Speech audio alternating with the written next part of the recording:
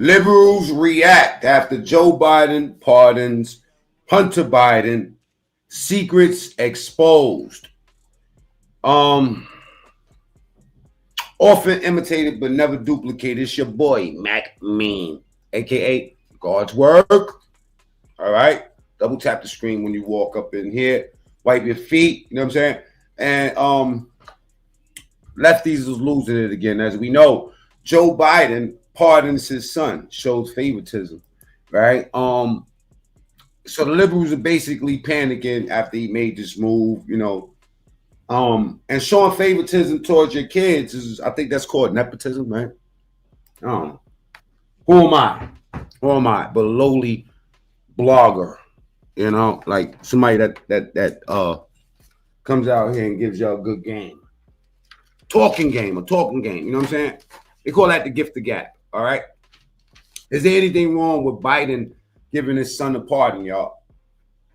I want y'all to answer this poll today, you know. I ain't been outside in a week or two, but so, you know, enjoying that turkey.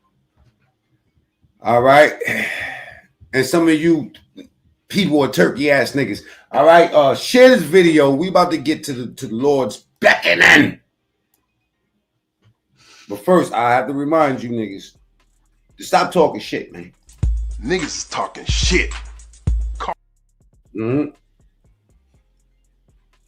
Salute to the truth lady because she's the one that made me go ahead and get that new skit. Now, is there anything wrong with giving your son a pardon? Is there anything wrong with showing nepotism? Is there anything wrong with showing favoritism to your child? I mean, come on. I would have forgave him. I ain't gonna lie. I don't like Biden at all. I would have forgave him though. But guess what?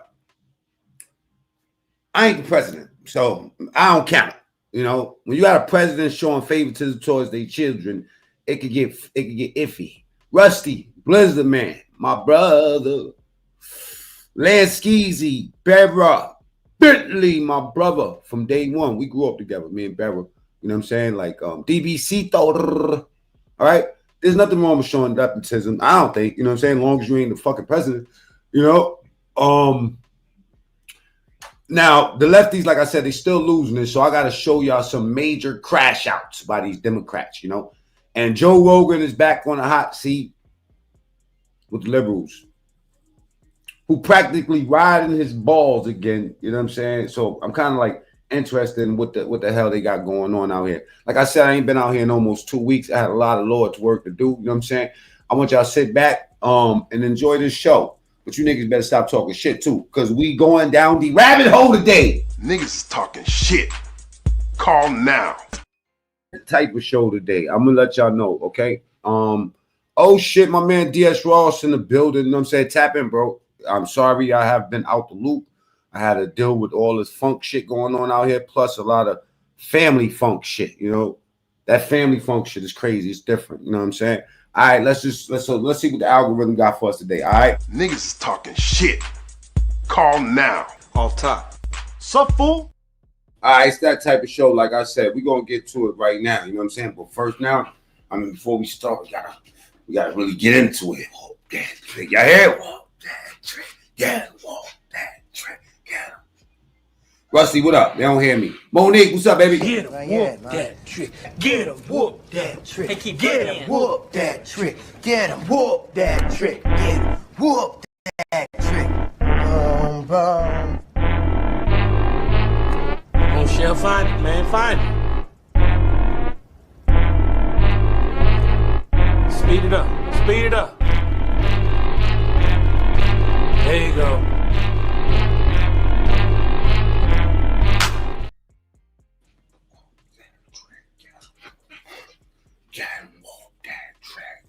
Walk that trick. I'm on your hiney today. Oh, we got to get in the dirty sector too. I'm sorry to do it to this channel, but I got to. Later on, though. All right, let's see what they talking about. Hunter Biden's pardon will be used against us. One Democratic lawmaker says the Democrats is against this way more than the Republicans. Why do you think they're against this, man? Of course they will be against this. This is silly. On his way out the door, he's flying test missiles everywhere, causing wars. Y'all used to think Bush was bad. They used to be like, yo, man, he's a warmonger. Nah, man, Bush wasn't no warmonger. Bush was stomping around trying to prevent wars. Or on this is CNN's senior legal analyst. The shit that Bush was doing wasn't called no wars. Those were called takeovers, bruh. Siege. A siege is different from a fucking war. A war is when they... How we in war with somebody and ain't nothing happening to us? We still at the mall. These motherfuckers is eating missiles for breakfast. All right? Seen what they did with Iraq and all that, bro? They gave them missiles for breakfast. Okay? They gave them that good American democracy. You know what that is? The thief ain't the thief. The thief is the one that gets caught. I like vanilla ice, the people are sick of me. They put my boom boom down in 4 months. My brother'll be back in Canada working a day job with a burger crown. As long as nobody inform on us, it ain't a crime. You know what I'm saying? America go over there and we have what you call sieges. You know what I'm saying? They say they like out there, they call it area conflicts and shit. But we don't call it none of that. When Bush went up when they press the buttons, they go up and take over countries, my boy. While we still, you know what I'm saying, like fishing and going to work and shit. This ain't no war. And so you have missiles for breakfast, man. I got a lot of war footage, man. I don't like to show too much of it because it depresses the fuck out of me. All right. But let's get to the content. Former state and federal prosecutor Ellie Honig. Ellie, another former pardon attorney called this an extraordinarily broad grant. Why is this so broad? More so than a typical president. You got motherfuckers going to jail for stealing from Target. You got motherfuckers in the 80s that turned some cocaine into crack and got 10 times the more time than the other people that was doing some other fuck shit. You know, whoa. Oh, we going dark tonight.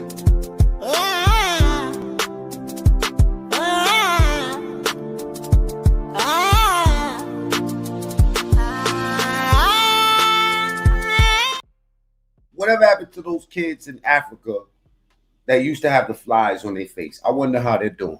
You know what I'm saying? Salute to them. You know, and thanks to Akon, they probably got fucking Wi-Fi over there now, too. Who knows?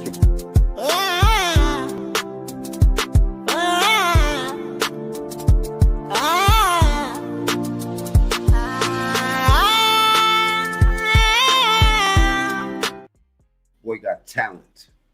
That's talent. I don't know what the fuck y'all talking about. That shit is talent. Nigga, I wish I could sing like that. And speaking of Akon, he looks like Akon and sounds like him. This is a fucking party. Niggas going to jail for stealing some bullshit forever. He didn't want to release nobody. Trump released like 3,500 people. He wanted to let nobody go. He said, man, they're going to die in there. He called this an extraordinarily broad grant. Why is this so broad? More so than a typical presidential pardon. What do you think of it? Okay, this is as broad as a pardon can possibly be. Ordinarily, a pardon will specify a certain case, and that happened here. It says, I hereby pardon Hunter Biden on the gun case in Delaware and on the tax case in California. But what's different about this one is it also says this is a full and unconditional pardon for all conduct going back to January 1 of 2014, which means Hunter Biden cannot be federally prosecuted for anything going back. Oh, I got him weighing the crack up. Y'all know that.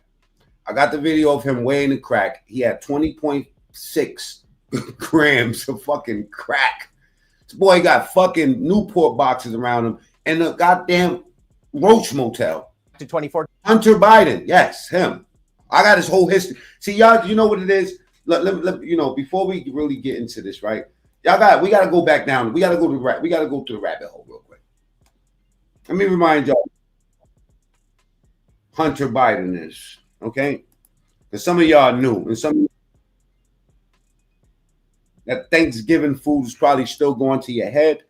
Double tap the screen. Let's get the likes up right now. Watch this shit right here. Now, this is a while ago. I'm going to show you. This is a quick clip of something.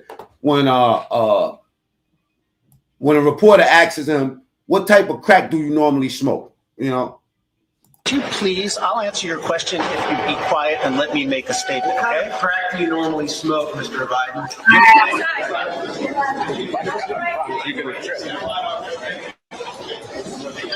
Other side of me. Hunter, what's your favorite type of crack? They chase them saying, "What's your favorite form of crack?" This is the fucking president's son, y'all.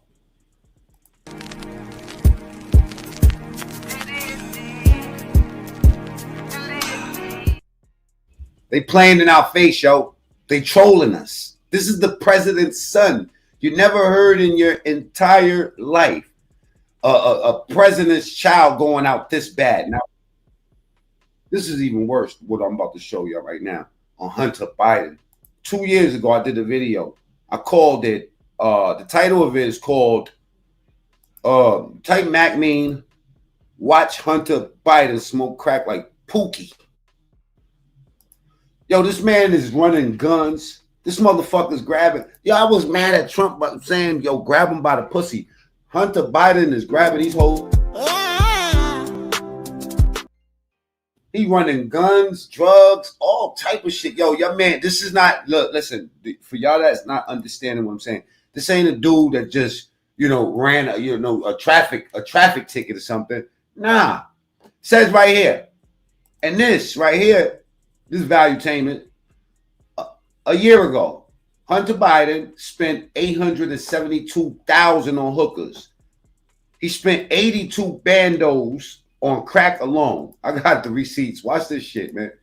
And then you would know so crazy when these funky ass liberals. Hey, matter of fact, double tap the screen, please. When these funky ass liberals was coming over here, right, saying that what does Hunter Biden got to do with Joe Biden? Duh. Wouldn't you like a pardon for some shit? Wouldn't your fucking crackhead uncle like a pardon? Wouldn't your aunt that was smoking meth named Tammy like a pardon? Hey, where you get them shits from? Hey, take me to McDonald's. Give me a number 3. Give me that pardon with extra cheese.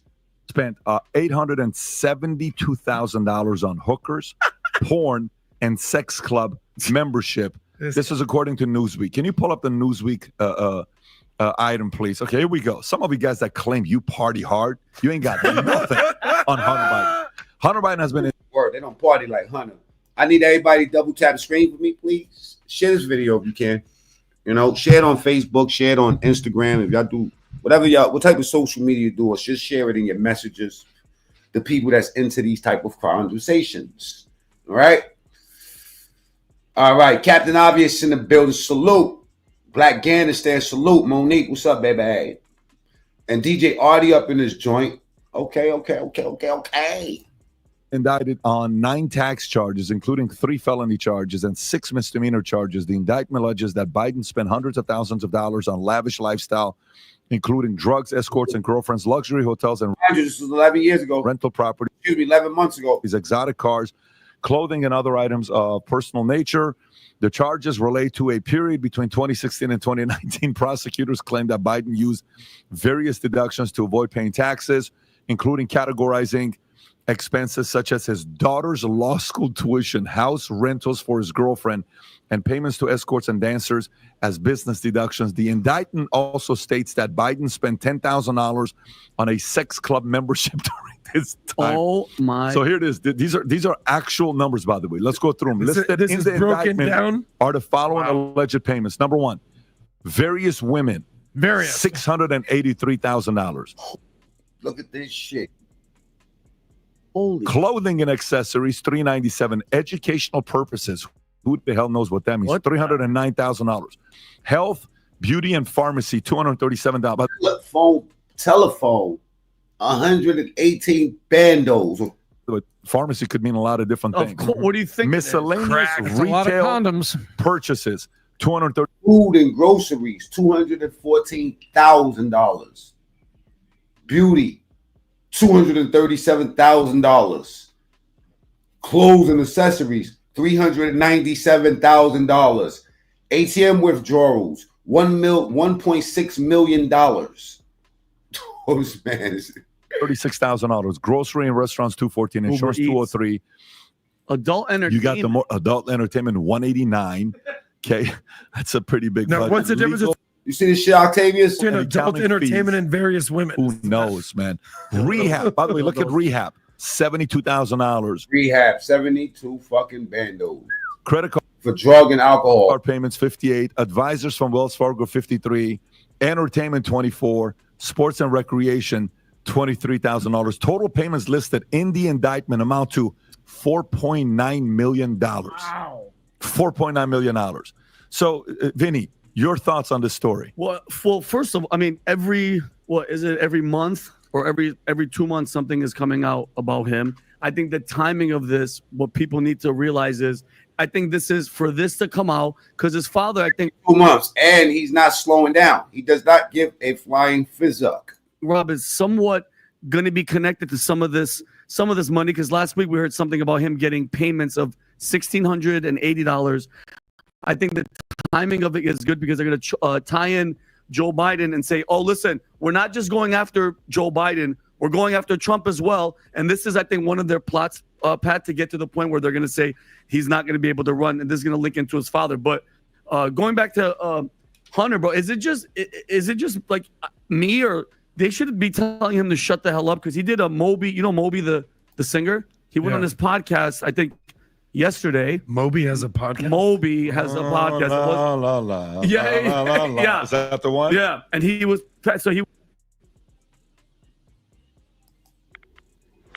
controlling. Who's running this country?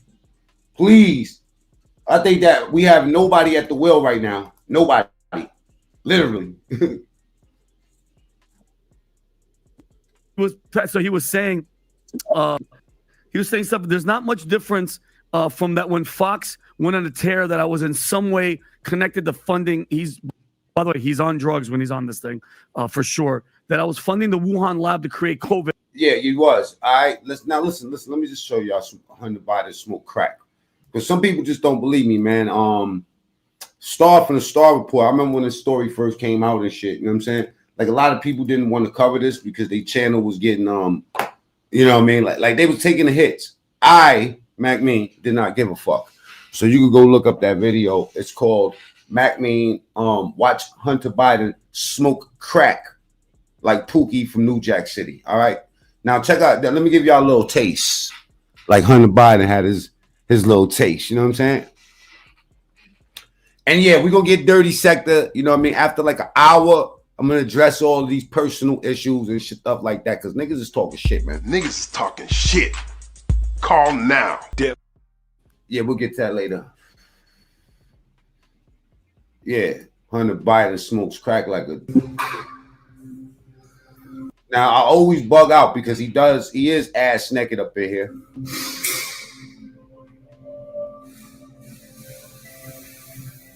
This is a cry for help, man. This is daddy. Fuck you, man.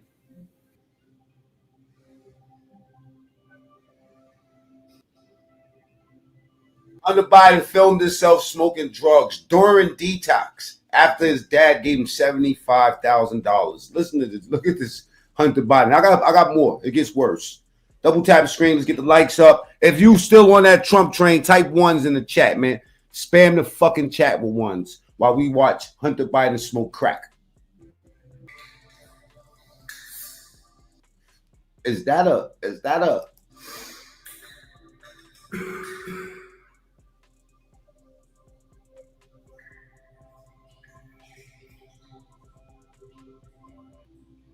wow. That's what they call those drinks right there? What they call those drinks that he's drinking right there in his hand? No. He was ready for production. He marked out the branding on it. He didn't mark out his dick. His dick is just swinging in the water, right? But he marked out the can. Ain't that some crackhead shit? Look. What's the name of those things that they drink? Damn, man. What's that drink called? And then he looks in the camera because he wants his dad to see him. So he can say, fuck you, dad. This is a fuck you, dad moment. Your pops is the president of the United States, gives you $75,000, and this is the best you could come up with.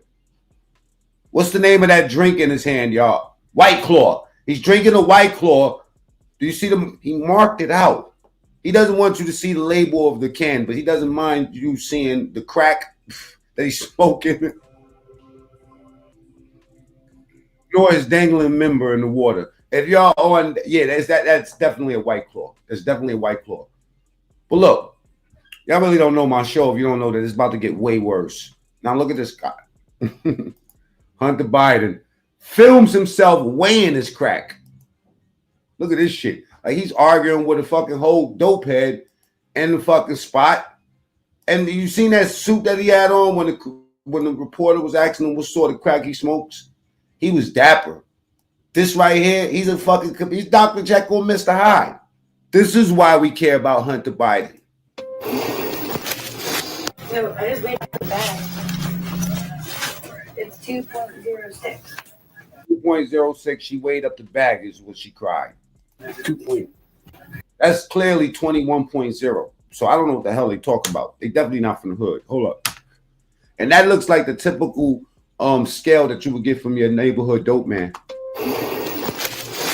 No, I just made the bag. It's 2.06. That says 21.0. I need y'all to zoom in. This is why you got to give him $75,000, man. He doesn't know that it only costs $7.50. This motherfucker's doped up. 2.07 without the bag. So how? Out the bag. Look at that floor. That's a dope head house. You see that portable fan, that funky ass scarf, that Newport box right there at the top. 2.0. Terrible, Hunter Biden. Fuck you, Dad. Biden there, filming himself. The video was one of the few pieces of content that the image board website 4chan claims to have hacked from the president's son's iCloud account. If it ain't a little yellow, it's trash. Damn, man, that's a whole fact, too. A Twitter user. That shit was white. That joint was white. All right? Filmed himself smoking crack. Terrible, man. You know what I would do? Listen, I'm not even the president of the United States. I'm just the president of the Niggas Talking Shit Club. Niggas is talking shit. Call now. For buff niggas. Dark niggas. How it feel? Like I said, I'm just the president of that. And the president of, I don't know what's going on, but I will be mad as fuck if I seen my baby, my child, my boo, I take you out of the world. I brought you in this world. I'll take you out of this world. My little, I brought you into this world. I'll take you out of this world. Smoking jums on camera like Pookie, man. Come on.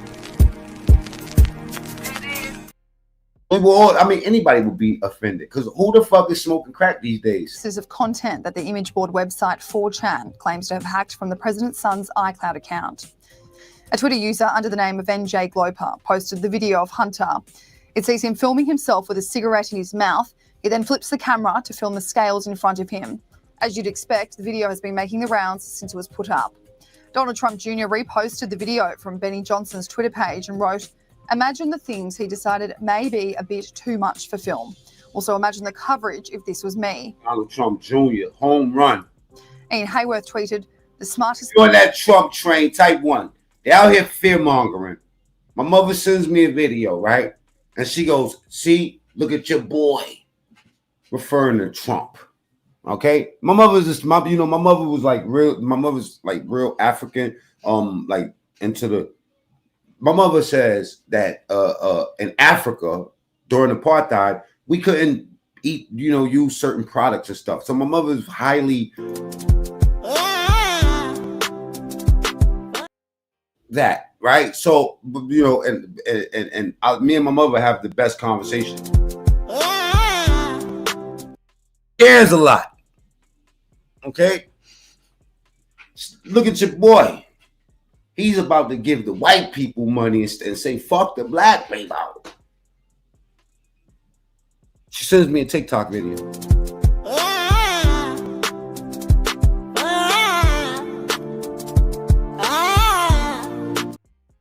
Mommy, hit the link.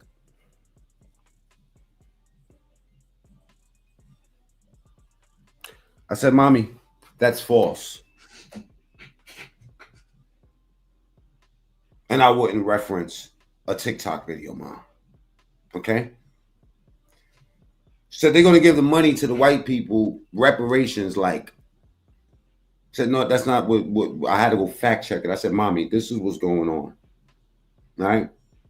No, I love my mom. Me and mommy is real tight, right? I'm a mama's boy. You know, I got mommy issues. Okay? They're fear mongering. They're saying he's gonna do this, he's gonna do that. Meanwhile, you got this guy, Trump, trying to create world peace. I don't get it. This man, Joe Biden, knows videotapes himself weighing crack. Caleb Hull wrote, "You have to be a super weird person to even film this in the first place." Benny Johnson also reposted the video and included a clip of Joe. I think that it was a strike at his father. I think it was a strike at his father. It had to be. Why would he mark out the White Claw sign, get on camera, put his face in it? That was a very vindictive and deliberate move.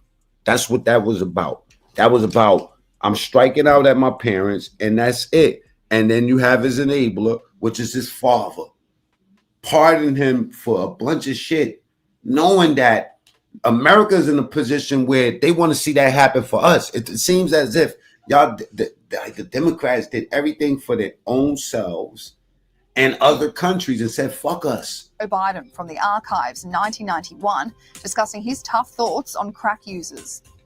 If you have a piece of... This is his father. It was his stance against crack. Biden from the archives in 1991, discussing his tough thoughts on crack users. If you have a piece of crack cocaine, no bigger than this quarter that I'm holding in my hand, $1/4 of $1, we passed a law through the leadership of Senator Thurmond and myself and others, a law that says you're caught with that, you go to jail for 5 years. You get no probation. You get nothing other than 5 years in jail. Judge doesn't have a choice. Now, this video, son of a bitch, is just another example of incriminating and scandalous things to come from Hunter Biden's laptop from hell. It has quite literally plagued the Democrat Party since the contents were leaked in October 2020. Right, goes down as the worst president, y'all, for the federal election. And that's a bipartisan opinion. Well, it was and the Democrats agree with this shit too. Dismissed as Russian disinformation at first, when the New York Times verified some of the emails. That's all of those Democrats that's getting fired right now. Oh, Trump is cleaning that motherfucker up. Tom Homan going crazy. Everybody's doing their duty right now. Watch what we have with this country. While y'all fear mongering, saying that the American people is going to lose in this whole thing, I think not. Earlier this year, the content started to be taken seriously. Late last week, The Sun revealed exclusive text messages from Hunter that saw him speak pretty horrifically about his stepmom.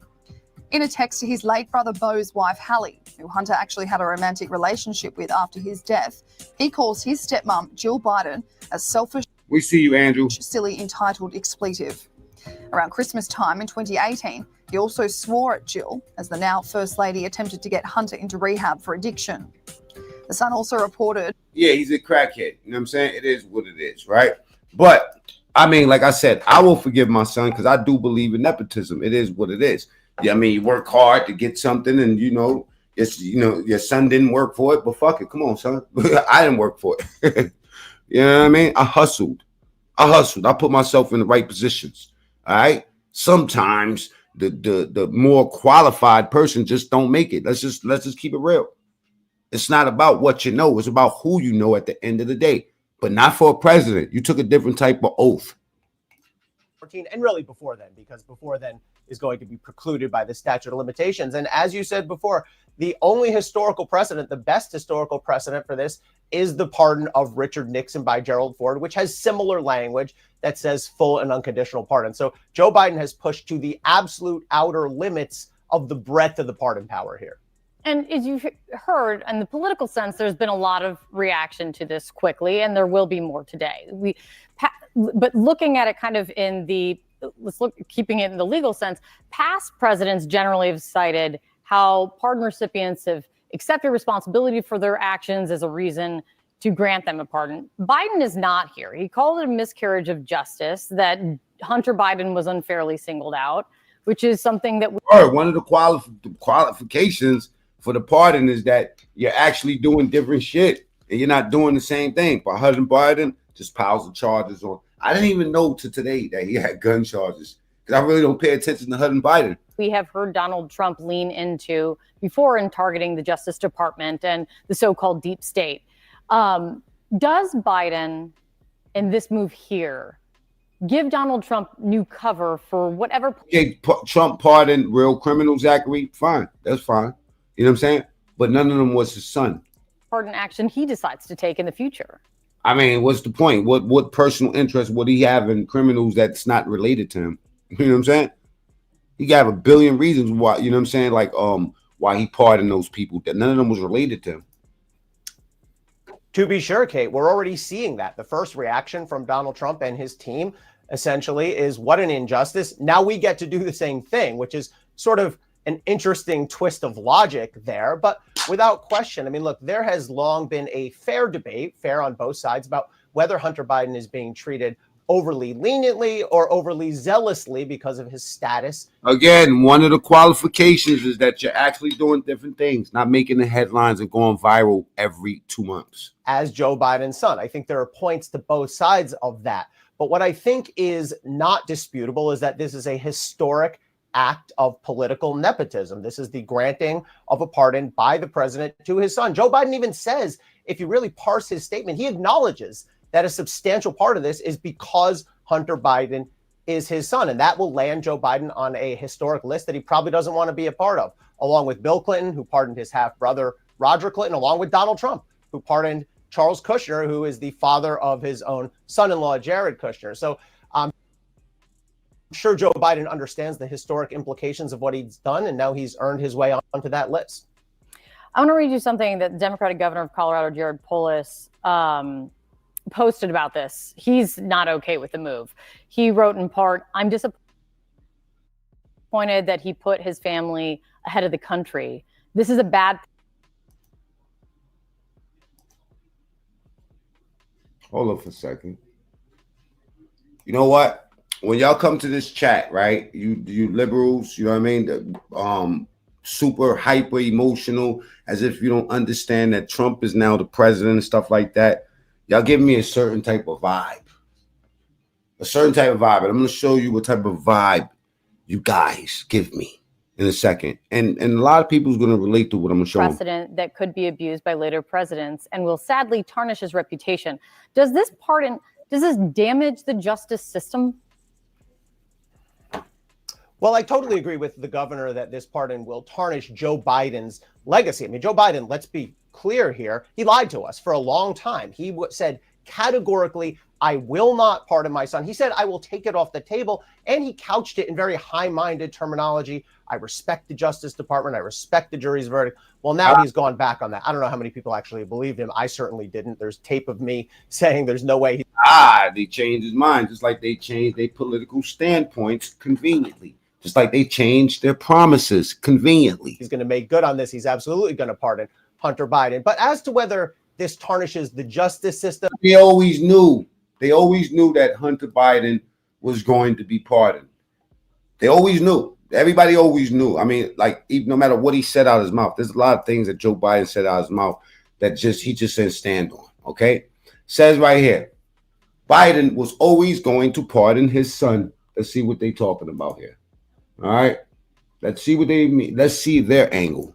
And we have just learned President Biden will be indeed pardoning his son, which basically means that he will not be serving any jail time for the convictions, the federal tax evasion charges that he was supposed to be sentenced on December 16th. On December 12th, he faced those federal gun charges. None of that will be happening. There will be no jury. The jury, in fact, that the president had said he would respect in their decision, they will not get a chance to make a decision. Judge Janine was just on the show moments ago saying that the timing of all all, this is very interesting because usually when people get pardoned, and you don't see it very often that you see a president pardon a family member, but usually when somebody gets pardoned, it's once they started serving their sentence, that they actually get to a sentencing date. Interestingly enough, the president is not waiting for that. He doesn't want his son to be sentenced, and so therefore he's going ahead and pardoning him on the weekend of a holiday weekend, Thanksgiving weekend. So obviously this is going to be huge news. How does it play in onto the confirmation hearings that the President Trump-elect will be facing this week, specifically the FBI-elect nominee for director of the FBI, Kash Patel. That has been rumored as being very controversial among the left, but now he will be, of course, take the backstage to what will be the announcement that we'll continue to watch. I'm not sure if the mainstream media is going to be paying much attention to this, but you can bet Fox News. You know what's so weird about y'all, Zachary, is that every time somebody lands a point with y'all, you say, "What about Trump? What about Trump?" Let's answer. Let's talk about Hunter Biden. Let's talk about him gun running. Let's talk about his crack smoking and dealing, his womanizing, playing for prostitutes and all type of shit, stealing money from the government. Man, get out of here. Let's bring in former South Carolina Congressman and Sunday Night in America host Trey Gowdy. To have a conversation without using Trump, without showing so much anger.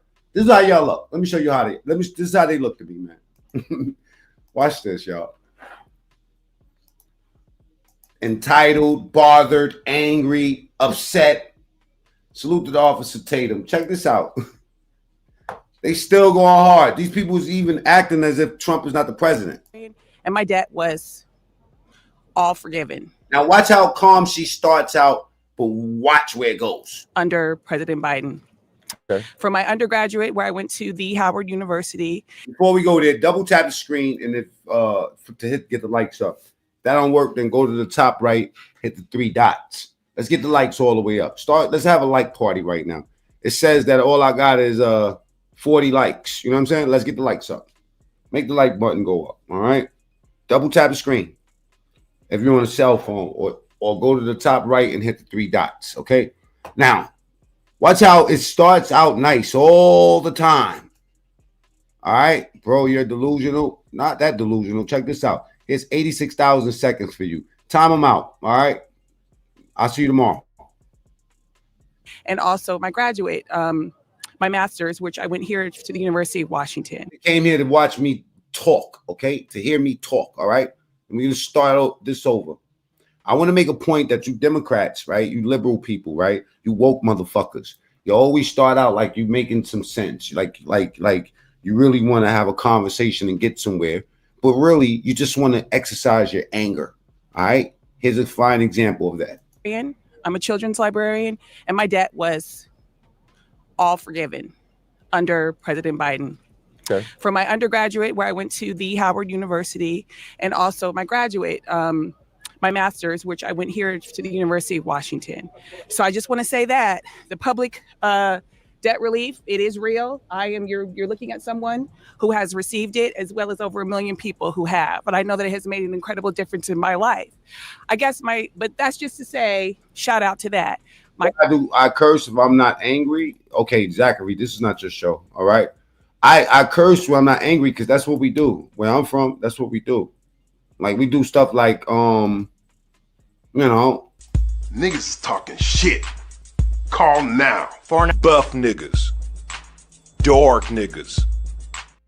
Same church. I keep telling y'all, man. Okay? Don't talk to me too much. All right? Talk to the chat. The question, though, for you is, what is your stance around abortion? Okay.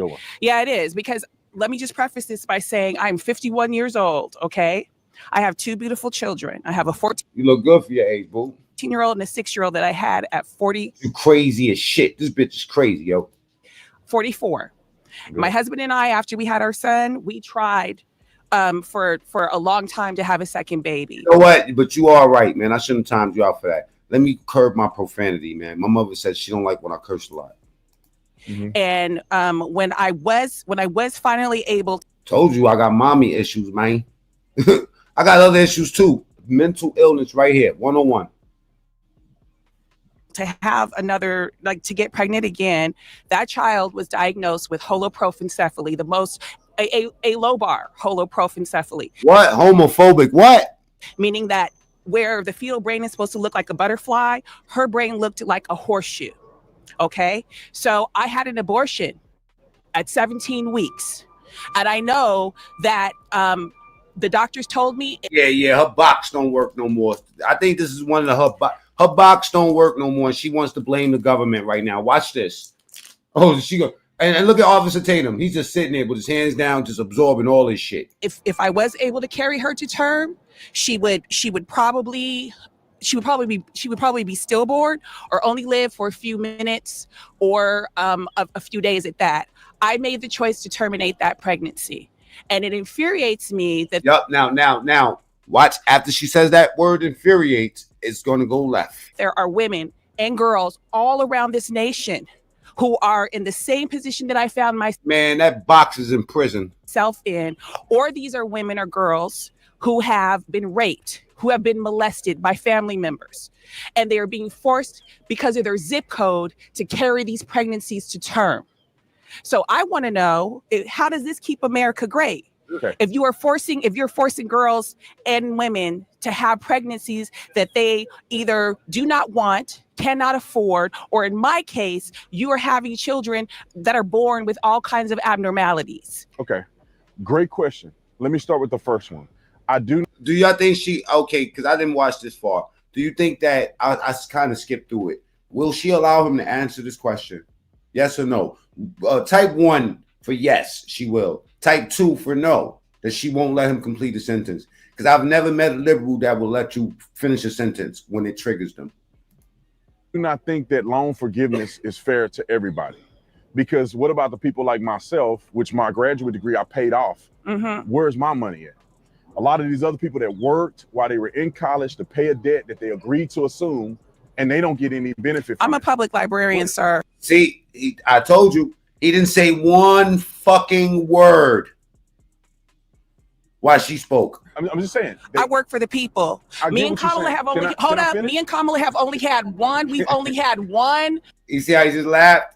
Here's a man. Let's give him Miss Flowers, right? Here's a man that's been through this shit before, and he knows she won't allow him to speak. Who have been molested by family members, and they're being forced because of their zip code to carry these pregnancies to term. So I want to know, how does this keep America great? Okay. If you're forcing girls and women to have pregnancies that they either do not want, cannot afford, or in my case, you are having children that are born with all kinds of abnormalities. Okay, baby. Okay, I admire your vigor, but we just some niggas. You know, niggas is talking shit. Call now. For buff niggas. Dark niggas. Let me stop playing, man. I just like to see these people triggered, man. Okay, great question. Let me start with the first one. I do not think that loan forgiveness is fair to everybody. Because what about the people like myself, which my graduate degree I paid off? Mm-hmm. Where's my money at? A lot of these other people that worked while they were in college to pay a debt that they agreed to assume, and they don't get any benefit from I'm a public librarian, sir. I'm just saying. I work for the people. Me and Kamala have only Me and Kamala have only had. What does that have to do with me landing my point? We've only had one client that we've ever worked for, and that's the people. Okay, so what I'm saying is that for all the people that have worked hard, just like you did. Mm-hmm. Oh man, I respect this boy. Got patience of Gandhi, because I wouldn't been able to hold it down. I would have been like that person in the chat saying I'm too upset. Paid their loan off. Mm-hmm. What do they get in return? I was paying my loans. No. I'm saying that they paid it off. They paid it off. What do they get in return? They got screwed. Cool. No, I want to hear what you have to say about abortion, I'm gonna get to that point. You asked me 2 questions. Yeah. I'm gonna get to that point. No, I didn't ask that first one. Well, you made a statement. I made a statement. Okay, my second one was a question. Rebut your statement, and then I'm gonna get to the board. She's trying to dismiss him. This is what they do. They dismiss you, ridicule you, and disrespect you right in front of your face. Plenty of time. All right. So the first portion is that I don't think it's right that they just completely. See, Officer Tatum understands the content, and he knows how he knows what he wants to do. Ultimately, he sees the end goal. He knows that if he starts getting like Mac Mean, you're gonna fuck up the content. So the people later are not gonna be able to see that I didn't do anything to trigger this woman. This woman was triggered already. She's looking for somebody to drop her daddy issues on. You know what I'm saying? Now, I'm gonna tell you something. Under all this black that she got on, under this little John Shaft afro, is a white woman with cornrows and a Black Lives Matter shirt. Trust me when I tell you, man. And you're right. She probably can't have. You know what? Let me not go that far. But yeah, this woman, she's all. Yeah, it's just she's ready for war.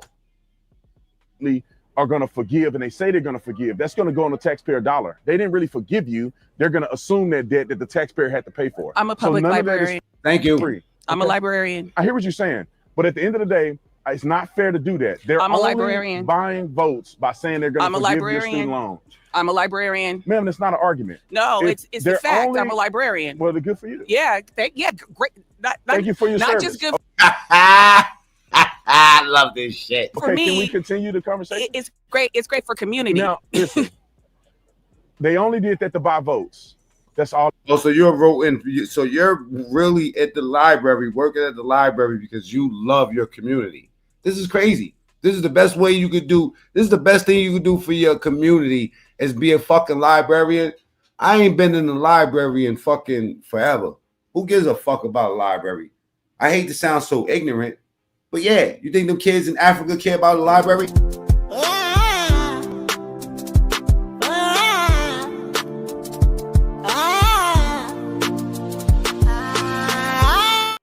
We never give a fuck about the library. The library was the place for me back in the days to go, you know what I'm saying, try to put my finger in my... From the Bronx, man, this shit is nasty. Double tap the screen, get the likes up, all right? Who give a fuck about no library? She's a librarian, talking about she's doing something for the people. I'm working for the people. If you're working for the people, go out there with some of these homeless motherfuckers and help them find a solution, okay? Buns to do something else. I don't care what you do.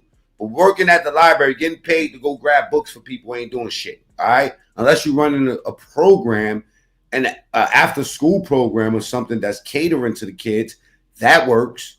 But being a librarian, that you're not working for free. Fucking rat. I like vanilla ice, the people are sick of me. They put my boom boom down and Yeah. Get the likes up. Double tap the screen, please. If you're on that Trump train, let's spam the chat with ones. Here, I'll give y'all a little bit of motivation. Here you go. Put as many ones as you want in the chat. If you're on that Trump train, all right? I know I'm all over the place today, but let's watch the meltdown. I'm a librarian. They want to make sure that young people are enthusiastic about voting for them. So they go, we're going to forgive you of this, we're going to forgive you of that. It's not good for the national debt. It's not good for the country. The national and debt. It's not fair. It's that not, Trump ran up. Okay, I'm a librarian though, but go ahead. I'm like, are you trolling me? Are you like? She is trolling, and she smokes a lot of weed. I'm a really librarian. think that I'm a librarian is argument. Yeah. Okay, that's okay. That's interesting. Let me double tap the screen or go to the top right and hit the 3 dots. Let's get the likes up. All right. Let me move to the abortion. Yeah. Thing. Abortion is essentially murder. Do you agree with that? No, I do not. Or killing of the unborn. No, I do not. I don't. Well, what is? They're not killing the unborn. Okay. What's it called? What are you doing to the baby inside of you? It's not a baby. It's a fetus. A fetus is a human. A fetus is a baby. A fetus is a human. It is a small child. It's a fetus. It's a you fetus can is say not whatever a, you want to say. You have 2 children already, right? Which made me go look up the actual meaning of fetus, because I wanted to see was that if I was just being petty, I wanted to see if the fetus was specific to humans. You know what I'm saying? Just to have one up on these people. Didn't matter to me, but dude, you didn't think it was just a fetus when you wanted the children, correct? The definition is really vague. It says something about hatched, embryo, all type of shit. So I'm assuming a fetus could be anything. They weren't just a fetus. There was a gender reveal. There was an excitement. There was a point. There was a point in the pregnancy when they were fetuses. Right. There's a pregnancy. Now I'm going to try to pay attention to finesse right now. Right now, what he's going to do is he's going to personalize the situation and watch how she stops in the middle of it. The test that you were excited about. I'm assuming that you and your husband had both children. If not, whoever you had the children with, you were excited from the time that conception happened to the time that those babies were birthed. You were excited and you believed that they meant something. It's only a fetus when it's dealing with somebody else or dealing with, babies that that you want. You know what I'm saying? So basically, what he's saying is that when you had your babies, they were important. You know what I'm saying? As soon as you knew that you was pregnant, probably. Start to finish. Am I right? Am I wrong? I have 2 children. They meant something to me ever since I found out that my wife was pregnant. They meant something to me and they have value. Okay. Now, I do understand the argument that if your child is deformed, that's a separate argument. However, I believe that you should have the baby and take it to term because not every single That is situation. your belief. That's fine. And you have a belief too. And I do. And, you know, I think that she's going through some trauma. She's been through something. So let me be nice. You know what I'm saying? It feels like she has her personal situation with this is clouding her overall judgment. You know, we disagree. But what I'm saying, yeah, we can disagree on that. But what I'm saying is your beliefs then should not mandate what other people do with their bodies. You know, there is no law in America. Voting. There is no law in America that mandates what men do with their bodies. Yes, it is. What law is that, sir? The draft. The fucking draft. Hell yeah. Draft. Yes. Okay. Therefore, the government can control whether or not, well, I'm too old to go to the draft, but some of these young people that are on college campus, the government can tell you, we're going to war and you're going to fight and you're going to die for this country. Okay. They have no choice. That they control the male body. Yeah. Through the government. But there is no law where the government gets to determine whether or not the contents of your uterus. Let's put it in this perspective. Is it fair to your husband, just say the baby was healthy? The perspective of the baby was healthy, because medical doctors make mistakes all the time. They can say very good point. They'll say that your baby going to be deformed and your baby come out perfectly healthy. The baby's going to come out abnormal or something like that, and the baby can be born normal and fine. They make mistakes. So you took a chance on them being right. So there was no chance. Okay, you took a chance. There was no chance. There right. was amniocentesis. There was all kinds of. It wasn't a chance. You took a chance. There wasn't a chance, wrong. Sir. There wasn't a chance. Okay, there were all kinds of scans. There was there wasn't a chance. It's still a chance. It wasn't a chance. It was not a chance. Let's move on. If you're looking to sell your car, Carvana will give you a. We about to go down the rabbit hole, ladies and gentlemen. Let's get the likes all the way up, please. If you don't know how to hit the like button, double tap the screen. That normally helps you out a lot. If you're ready to go down that rabbit hole, type ones or put them carrots in the chat. We about to go there. For real, for real. All of us were fetuses. At one point, yes. That's a scientific fact. Including that dog was a fetus at one point. Yes. You know, it was a canine fetus. Yes. Okay. So I just believe in tact when dealing with these sort of conversations and debates. To, you know, if you bring the right energy, we'll have the right end result. What's the point? What I'm saying is that it's still like the value doesn't change because the baby is born or not. The baby still has the exact same value in the womb as the baby does when it's born. But this is what I'm saying, though. Now let's put it in perspective. Your husband and you both are going to have a healthy baby. Is it fair to your husband that just say that you don't want the baby, that you can go and end the baby's life and your husband has no say? It is my body. That fair? It is but my that body. is his baby too. But it's in my. Oh God, this is why we're never gonna win. My body. Yeah, but it's still his baby. It's in his DNA is in your body. Body. That baby has his DNA in your body. Period. Is that not fair? You know what? I was just at the African American History Museum in DC. No, these hoes is body snatchers. Oh yeah, they want a graveyard full of fucking dead babies. They want to take your baby and just do whatever the fuck they want, whether they want to kill it or take it away from you. I ain't gonna lie, man. There's a lot of fatherless black kids, and all the daddies ain't just run out the fucking house, y'all. They ain't just run out the house, bro.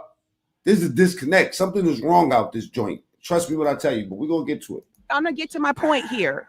And I'm reading about the enslaved in the Low Country. That's where my people are from, the Geechee Gullah part of South Carolina. Okay. And I'm reading about like what their lives were like. These are people that had no autonomy and no agency over their body, whether they were raped, whether their children were sold from them. What I'm telling you is it is my body. That's a fact. It is not my husband's body. Yeah, we're not living in those times. It is not. It is not the rapist's body. No, it is my body. It cannot live outside of my body. It is a part of my body. The fetus. I'm talking about the argument can live outside of your body. What's she talking about? And I'm just being, I'm really being an asshole. But think about it. You know what I'm saying? We got incubated babies. I mean, come on, bro. It doesn't work because when the baby is born, it still can't live without. is my body. But It cannot live outside of my body. It is. That's how a lot of these women come to the table when they having these fun babies. They have sex with these dudes and stuff like that. He cool for now, you know what I'm saying? You know, and they go get abortion. A lot of these women go get abortions and don't even let the dude know that they was even pregnant. And a lot of these women do that shit often. Let's not act like we're gonna just brush the stump under the rug, okay? So you can't bring your trauma to the overall situation when you're speaking for everybody. It's like these people that come out and be like, yo, my people. Who the fuck are your people? Because you light skinned? Because you nah, you ain't my people. A part of my body. That argument, fetus. I'm talking about that the argument fetus. doesn't work because when the baby is born, it still can't live without you. Body. Can the baby, when it's born, live without you? The baby, yes. No, it cannot. Yes, it can. How's Other the people baby can gonna take care live? of the baby. They can give the baby formula. They can do all of that. Yeah, but it has to. It can't just live on its own. Well, yeah, some adult, not necessarily me, but some adult has to care for it. See, that is a porous, ridiculous argument. What I'm saying the is, baby still up needs until the you. point of viability, When is the viable? fetus, When is the baby viable? You know what? I've made my point here. No. When is the baby viable? No, When sir. is viability? I've made my point. If your point is viability, then you're going to have to change your point almost every year. No, I'm not. Yes, you are. No, I'm not. Because 50 years ago, a baby could not be born as early as they can be today with modern technology. Okay. So was it not viable then and is also viable now and is now viable? But okay, the so argument, it's a moot point. The bottom line with abortion is that it's selfish. It's a moot point. Abortion is selfish. So you think it was selfish? It is selfish. What do I owe my child that is alive then if I give birth to if I give birth to a child that does not have the frontal part of her brain? So if the baby is, you should have thought about that when you was fucking diagnosed or to have Down syndrome, should you be able to abort the baby? No, or go to a state where they allow y'all to have graveyards. I'm not talking about Down syndrome. let's say Down syndrome. I'm not, no, because Abortion that's is- the easy. if I'm you talking about A, low bar, hollow prof. Okay. Wow. Look at this shit. This bitch got a whole dance for this shit. She talking about some homophobic shit. Listen. Abortion That's is easy. if I'm you talking wanna- about A, Hey, low bar, hollow prof. Okay, be homophobic. She said, yeah. That's easy. I'm talking about A, low bar, hollow prof. Encephaly. Say it with me. Let's argue. A, low bar, hollow. Are you trying to make a rap now? I can. All right. Anyway, you know what I'm saying? Let me see who's in the chat real quick. You know what I mean? Who's in the chat? Let's see who's in the chat. All right. Chat looks good. All right, cool. I can. No, I'm talking about a child that is not born with the HQ. You had to slap this bitch to shut up. Word up. I wonder if she got a fat butt. Let's agree to this. With the frontal lobe. Now let's agree to this. Yeah. Probably not, because she only got 2 kids and she's 51. Yes. Let's agree to this. I'm talking about. Let's agree to I'm this. talking about catastrophic. Can we agree on I'm not this? talking about Down syndrome. Let's do that. Let's agree. Okay, so go ahead. Talk about. She's led an angry life, man. I ain't gonna lie to you, man. This bitch is angry as fuck. You know what I'm saying? Double tap the screen. Let's get the lights up to 200. All right. Go ahead and double tap the screen or go to the top right and hit the 3 dots next to the Tupac bikini. Okay. She got a fat neck. That officer funny. Rusty salute. You know what I'm saying? And yes, here it goes, man. You know, she ready to take off. I told you she was fired up before she got here, though. A low bar, hollow prof. Let's see her do that dance again one more time. That shit was crazy. With the HQ. Let's agree to this. With the frontal lobe. Now let's agree to this. Yes. Let's agree to this. I'm talking Man, the box wine be flowing in her house. I ain't gonna. about. Let's agree to I'm this. talking about catastrophic. Can we agree I'm on not this? talking about Down syndrome. Let's do that. Let's agree. Okay, so go ahead. Let's Talk about A low bar, hollow prof.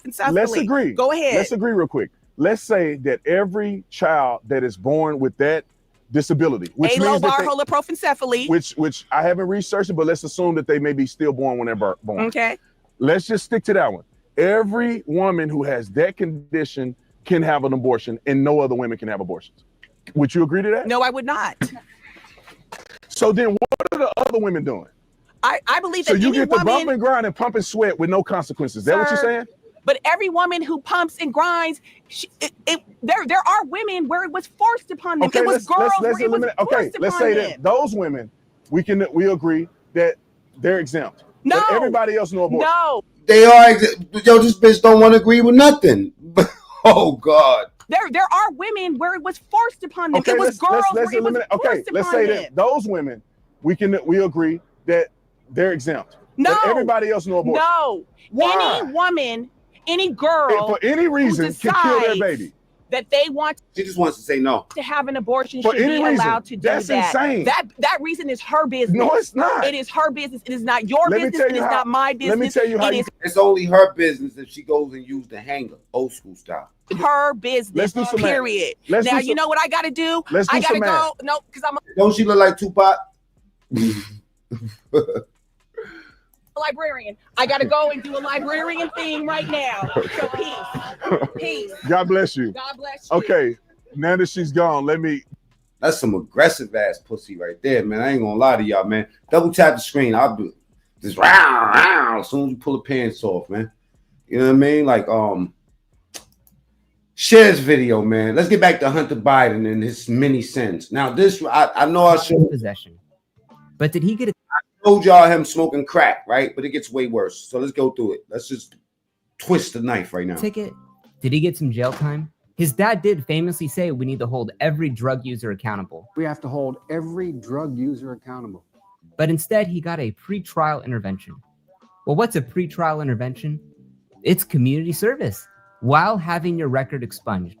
All of this while your dad is the lead advocate for the war on drugs. The president says he wants to wage a war on drugs, but if that's true, what we need is another D-Day, not another Vietnam. This show gonna get dark tonight. I gotta get in the dark sector. You know what I'm saying? We call it the dirty sector, but I call it the dark sector after 8 o'clock. So he was given the chance to reform and have a fresh start being 18 and all. And just a couple months later, Hunter gets into Georgetown University to study history.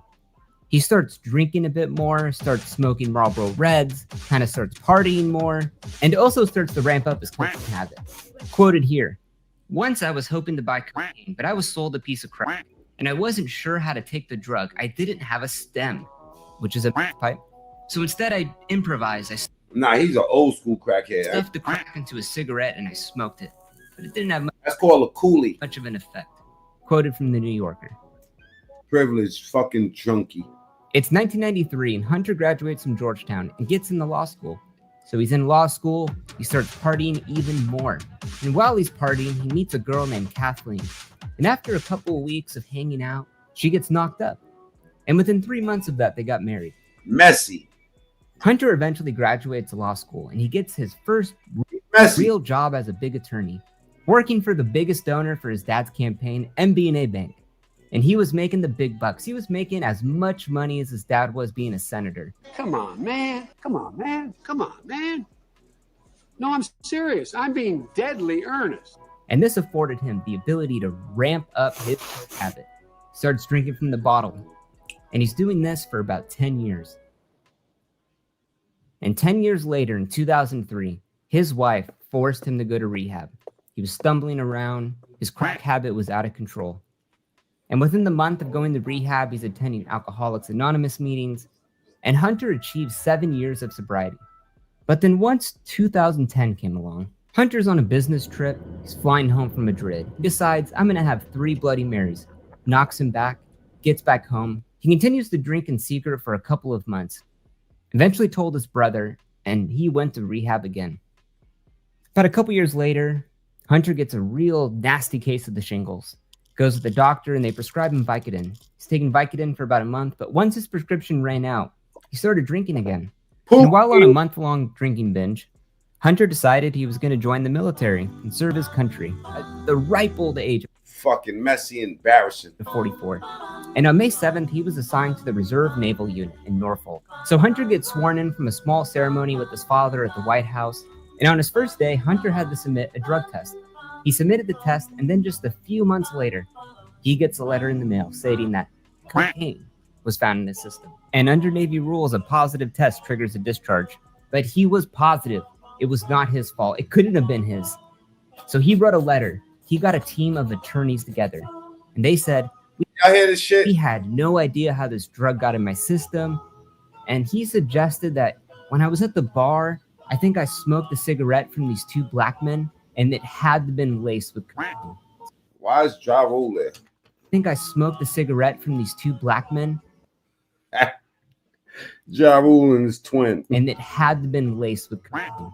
So we spent months debating. Blame it on the black man. The only reason that y'all found that crack in there is because two random dudes that I met. Oh, man. From these two black men, and it had to have been laced with cocaine. So we spent months debating this with his attorneys, with the appeals panel, but because of his past drug abuse and his rehab stints, they decided not to appeal. So the records show Hunter was discharged February 8th, 2014. And from there, the crack binge continued. We have a lot of bad judgment in my family. My son, who's over 40, just joined the United States Navy, is about to be sworn in as an officer.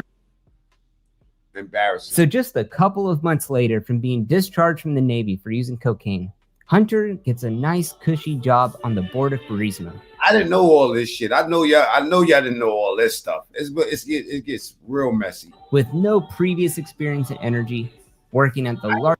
This will be a dope ass movie, man. Leonardo DiCaprio. If y'all remember The Wolf on Wall Street, you get a Leonardo DiCaprio playing Hunter Biden. Y'all seen how he played that part when he was on that not Adderalls, what was it? What was the drugs he was on in Wolf of Wall Street? It was some old school shit, like Viking and like I forgot what it was. You get Leonardo DiCaprio to play Hunter Biden smoking crack like Pookie. Oh my God. Largest Ukrainian gas and energy firm. The Quaaludes. Get the lewds. Get the lewds. You get, oh man, that movie will sell a box office hit. And you want to know how much Hunter Biden made? He made $86,000 a month.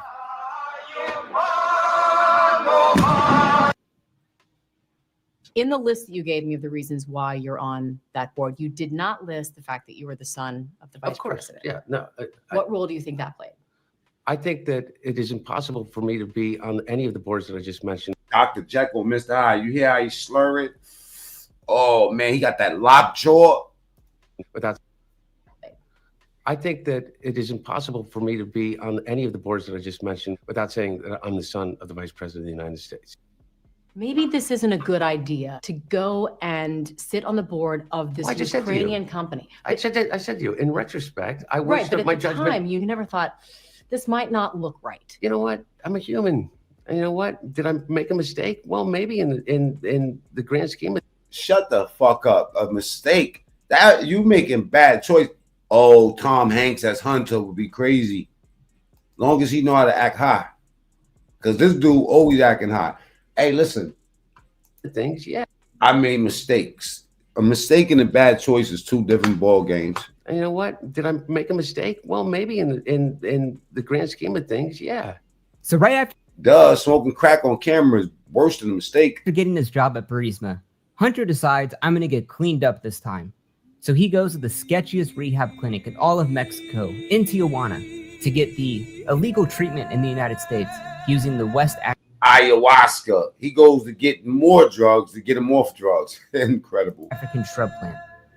But then a couple months later, he starts using again. And he's doing this for about a year. And then he got a needle in his hand. This nigga about to shove it. Then a couple months later, he starts using again. That is a needle. He's doing. That's crazy. Boy got a needle in a Roach Motel with a Febreze, a bottle of liquor, some Listerine, and an energy drink and a cup on that table, bro. This for about a year. And then in June 6th. Oh, yeah, he was wilding. All on camera, too. This is a strike at his dad. Of 2015, a very significant event happens. Good evening. Hunter might be a beautiful person inside, man. Yo, look who his dad is. Political world tonight is mourning the death of Beau Biden, the son of Vice President Joe Biden, who succumbed to brain cancer Saturday at the age of 46. His brother Joseph dies of a brain tumor. It's unexpected. It's a real tragedy. And during this time, Hunter starts using even more. And his wife forced him to go. Man, a real fiend. You know what he said? He didn't give a fuck about his brother. He's like, damn, my bro died. This is the perfect reason to smoke. Now they're gonna understand why I'm smoking this shit. The couples therapy. And they reached an agreement that if Hunter started drinking again, he would have to move out of the house.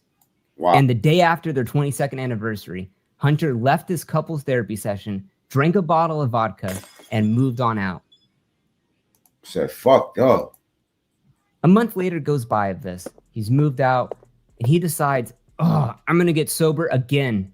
Let's go to rehab. And he's really trying to show his wife that he was cleaning up. He wanted to make things work with her. So he's in rehab, and then all of a sudden, a website that encourages people to cheat on their partners is reeling from a huge data breach. AshleyMadison.com executives confirmed this morning that their website has been hacked. Wow. Ashley Madison hack happens. And you know whose name was in the database? Hunter Biden. Not only that, his credit card was on file, pictures were on file, photos were on file. Oh, God. And because of that, Hunter and Kathleen finally decided to separate, not get divorced, due to the Ashley Madison hack revealing that he was cheating on her this whole entire time. And Hunter continued to use and fall down the dark hole of drug abuse for a couple of months. So Hunter decides to enroll in rehab again. It's a treatment program. And while there, he gets a call. This is the 5th rehab. To go to a business meeting in Monte Carlo. So Hunter flies out, and while he's in the bathroom of a board meeting, a stranger came up to him and offered him cocaine. And then Hunter started doing the cocaine. Come on, man. So when he came back from his business trip and went back to the rehab, he told his counselors about the relapse, but he refused to take a drug test out of concerns that the results would be used against him and published in the press. And when the staff insisted that Seneca wants low, you take a test, he decided to leave the program. It's about a month later.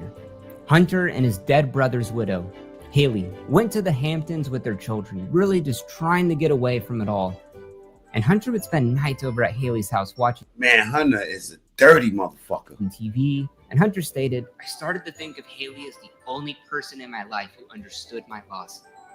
They were starting to get closer and closer, while Hunter was still married to his wife.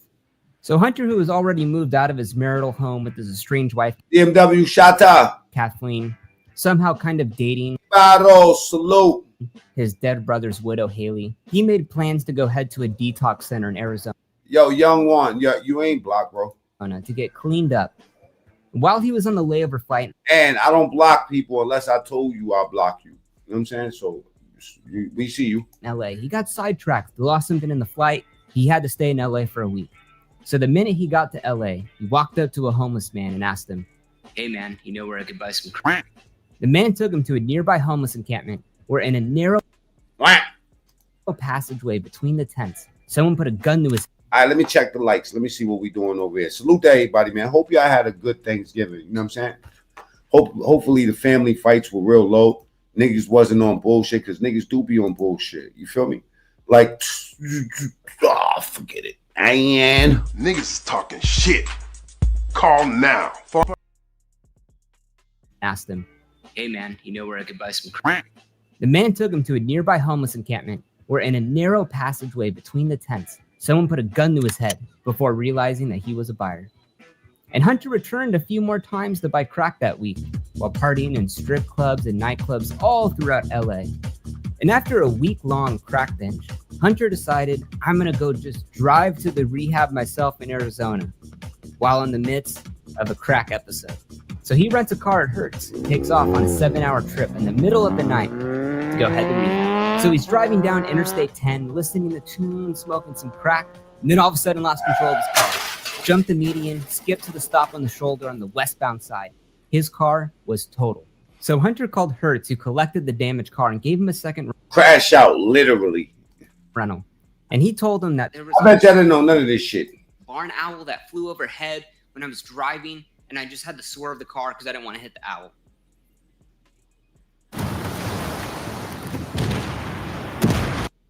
Crackish. I can't wait. Hertz takes the car back. They give him a new one. He's on his merry way. And that night, Hunter arrived at the rehab in Prescott and dropped off the car at the Hertz Rent-A-Car Center. So when Hertz took back the car, they're cleaning the car. They're seeing if he left anything inside. And what did they find? Well, Hertz ended up calling the police because of what they found. They found a bag of crack, a meth pipe, Secret Service business cards, Hunter's credit cards, Hunter's driver's license, and his dead brother Joseph's Attorney General badge. But Hunter was not around. The police had no idea. He don't give a fuck about nothing, man. Shit. He had a fucking shrine in his pockets. What he had? Hunter's driver's license and his dead brother Joseph's Attorney General badge. But Hunter was not around. The police had no idea where he was at. So within the hour, the police ended up calling the FBI to get involved. And while they're requesting the warrants on the phone, the police get a call from a Secret Service agent. And he informs them that Hunter is safe and secure and there's no need to worry about him. Even though it was a Biden family member, the district attorney was still going to bring a case against Hunter. So they're building a case, but then last minute they I see you up, dog. Decide to drop it. I've been blogging for fucking 4 years, bro. The reason why they decided to drop I got millions of views, so people don't really, you know what I mean? If they complain about it, then I'll probably do something. But in the beginning, they used to, but now they like this good shit I be talking, especially when I be talking about niggas. Niggas is talking shit. Drop the case was citing a lack of evidence. There wasn't any fingerprints on the pipe, even though it was confirmed that there was crack cocaine residue all over the pipe. And once again, Hunter is on his merry way. So just 1 week after the Hertz rent-a-car accident, he's in rehab, and his dead brother's widow, Haley, flew out to go see Hunter. And during their stay, they got extremely close, and they decided that they were going to be a couple, but keep their relationship a secret, hiding from Hunter's wife and the press. But soon the press found out, and Hunter's wife. Titled, Beau Biden's Widow Having an Affair with Married Brother. Within a couple of months, Hunter's wife, Kathleen, filed for divorce. Not only did she just file for divorce, but she also filed a motion to freeze his assets, stating that, wait a minute, this son of a bitch. Fuck that like button right now. Am I bugging the fuck out? My condolences. The love. Did they say that he was fucking around with his dead brother's wife? Let's go back. My bad. I kind of got sidetracked. I'm sorry, y'all. Hunter is on his merry way. So just 1 week after the Hertz rent-a-car accident, he's in rehab, and his dead brother's widow, Haley, flew out to go see Hunter. And during their stay, they got extremely close, and they decided that they were going to be a couple. That dog bitch.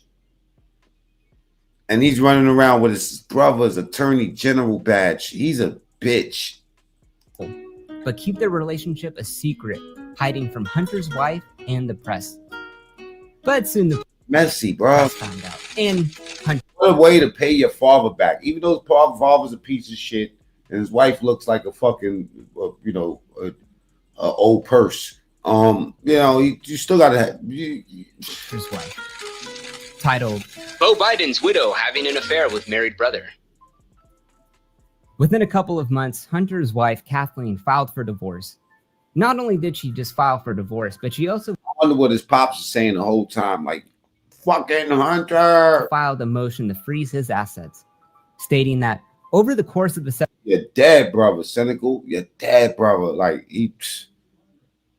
separation, Hunter had drained hundreds... Only dude that ever believed in you. Hundreds of thousands of dollars from the couple's marital assets, creating... Now, and then what he did was grab his wife's, his dead brother's wife. He drained hundreds of thousands of dollars from the couple's marital assets by spending extravagantly on his own interests, including drugs, alcohol, prostitutes, strip clubs, gifts for women with whom he has sexual relations, while leaving the family with no funds to pay legitimate bills, according to a February 23 motion filed by his ex-wife, Kathleen.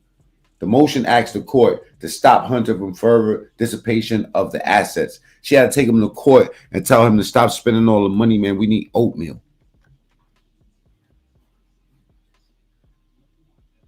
Financial concerns for the family by spending extravagantly on his own interests, including drugs, alcohol, prostitutes, strip clubs, gifts for women with whom he had sexual relations, while leaving his family no funds to pay legitimate bills. Through these proceedings, the judge came that Kathleen should receive a monthly payment of $37,000 for alimony, tuition, childcare costs for a decade. And Hunter said he was cleaned out. He said, there's no way I can pay this. He had nothing. Even though he's making $86,000 a month being on the board of Burisma. But what pissed Hunter off the most in these whole court proceedings was being accused of hiring strippers and prostitutes. And he denied them, saying he hadn't seen a stripper in years. And the evening that story was published in the New York Post, he said, I went directly to a strip club and I said, fuck them. Hunter started going to several strip clubs right after this incident came out. There's been stories of him getting sex toys used on him. He's using sex toys on others, smoking crack in strip clubs in the VIP rooms. It's 2018 and Hunter's going to tons of strip clubs. And one stripper catches his eye, Dallas. And he loves Dallas. And he's hanging out with Dallas, everything's all great. And just a couple of months later, Dallas goes up to Hunter and tells him that she's pregnant with this kid. And Hunter wants nothing to do with it. So she has the kid. She goes to court trying to get child support. And in the middle of all of this, they demand a paternity test being done. So while the test is being done, Hunter meets a woman, Melissa Cohen. And after just 6 days of meeting her, they got married. They got matching tattoos as well. And Melissa and him buy a house together in LA. And while they're doing all of this, Dallas comes back with the paternity test results, and it is Hunter's kid. So currently, right now, they're in the middle of a child support lawsuit. Wow. Arkansas judge on Thursday approved the final settlement agreement bringing Hunter Biden's paternity case to a close, just days after denying the former president's son request for a 9-month delay because of concerns over coronavirus. And his pregnant wife. Oh, shit. Biden will pay an undisclosed monthly amount of child support and health insurance premiums to his 19-month-old child's mother. Messy Jesse. Messy. Where they're trying to get the money out of Hunter. But Hunter's saying he has nothing. He's cleaned out, even though he just bought a $3.3 million home in LA. Despite Hunter staying very low-key in his LA home, he has come up in the news recently with his laptop situation. He's going to hell. And the laptop does confirm a lot of the incidents. And he don't care. And he does not care. He don't care. This man is gone. With his laptop situation. And the laptop does confirm a lot of the incidents that have happened throughout the years with different strippers and prostitutes and all of that. Does any of this have to do with Joe Biden? I would say kind of. Because his dad was the leading advocate for the war on drugs, the 1994 crime bill that harshened sentences for crack cocaine.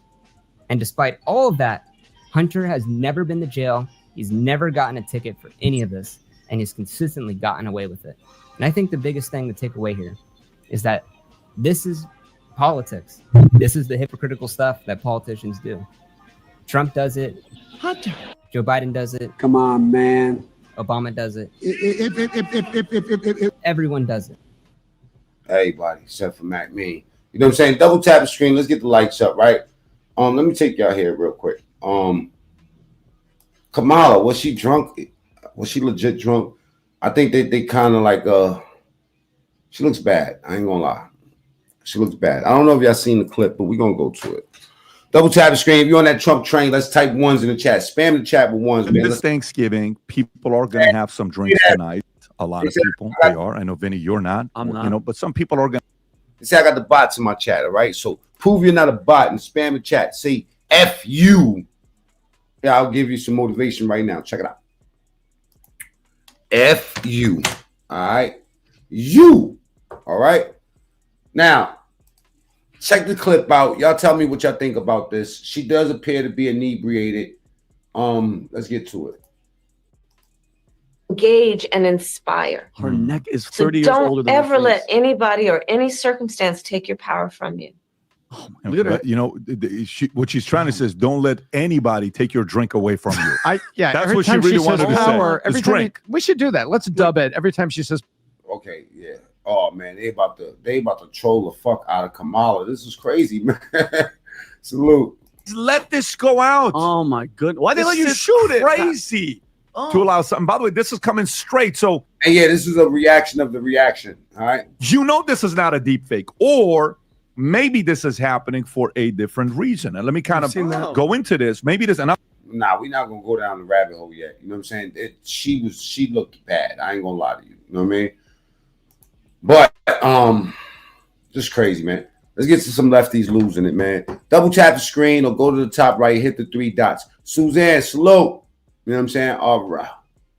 All right. Check this out. I'm gonna make some black people mad. You know what I mean? I'm Cambodian, so lucky me. Oh man, I love this shit. Niggas is talking shit. Call now. Oh man. All right. Double tap the screen or go to the top right and hit the 3 dots. It looks like I only got 40 likes on the thing. Come on, man. Let's get the likes up. Double tap the screen. Whoa, whoa, whoa, whoa. You don't see a big thumb come up like this? Then go to the top right of your screen, hit the 3 dots, and subscribe. It's free. Of slavery. You tell me which white men were dragged out of their homes. You tell me which one of them got dragged all the way across an Wow, man. I like her, man. She's like the female Martin Luther King, y'all. ocean and told Hold up. Sister, me which white men. she telling it. A little ignorant about the history of slavery. You tell me which white men were dragged out of their homes. You tell me which one of them got dragged all the way across an ocean and told that you are going to go and work. We are going to steal your wives. Made it cynical. Peace. Peace. We are going to rape your wives. That didn't happen. That is 623, salute. oppression. We didn't ask to be here. Well, Jasmine, as a free woman, you. All right, 261 people here. Let's get the likes up. Double tap the screen or go to the top right, hit the 3 dots. That's where the like button is at. All right. This woman is the the female Martin Luther King here. An ocean and told that you are going to go and work. We are going to steal your wives. We are going to rape your wives. That didn't happen. That is oppression. We didn't ask to be here. That is an expensive hairdo. That's that yak. That's that Naomi Campbell, that $1,000 pack right there, that human hair. Here. Well, Jasmine, as a free woman, you can now be anywhere you want to be, and yet you choose to be in America. But despite the considerable power and privilege you hold, you want to play the victim eternally. And just to educate you, slavery has existed since the dawn of time. From the first civilizations, we're talking 3,500 years. Word, she complaining about being over here in a country that's giving it to her all, when you could freely go wherever the fuck you want to go. Take your ass back to Africa. BC, and plenty of white men, women, and children were. Oops, there ain't no Africa no more. There's only China. There's only China, because China owns Africa. China. Y'all see all these videos popping up. These fucking Africans are going viral. They learning Chinese. They out there fucking all them Chinese joints. I'm telling you, man, it's crazy out here, man. Type up in YouTube, black man speaks Chinese. Watch how they gather around. They think that some of these Chinese people, they've never encountered black people ever. They're asking these dudes, like, how did your hair get like that? Is that hair real? Like regular hair, like mine. They've never seen a black person in real life. And then their media, they can't look at this shit. You think they're gonna find Mac Mean True Story? Hell no. They might find God before they find this shit, because China is not letting them see this. Taken as slaves, including more than 1 million Europeans stolen and sold as slaves in North Africa. Facts are our friends, yes. Now to comic and TV host Jonathan Van Ness, whose pronouns are he, him, but he also likes she, her, and they, them. Uh-oh. Seems a little greedy. Here he is on stage talking about how hard it's been since Donald Trump won the election. Let's just get the elephant out of the room right away. I need to make an apology. Because this is weird to me. This is what I'm trying to say. This shit right here. What is this guy? Transvestite? I mean, this is weird to me, man. Got hair on his chest. He up here trying to look like a woman. Looks like to me.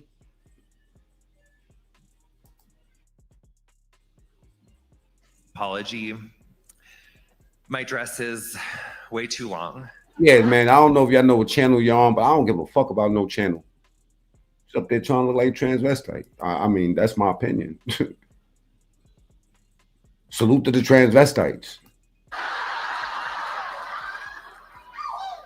That is some horrifying shit right there. What? Too long. Like, this is a joke. Okay, I get it. Hey, hey, hey, hey, run for your life.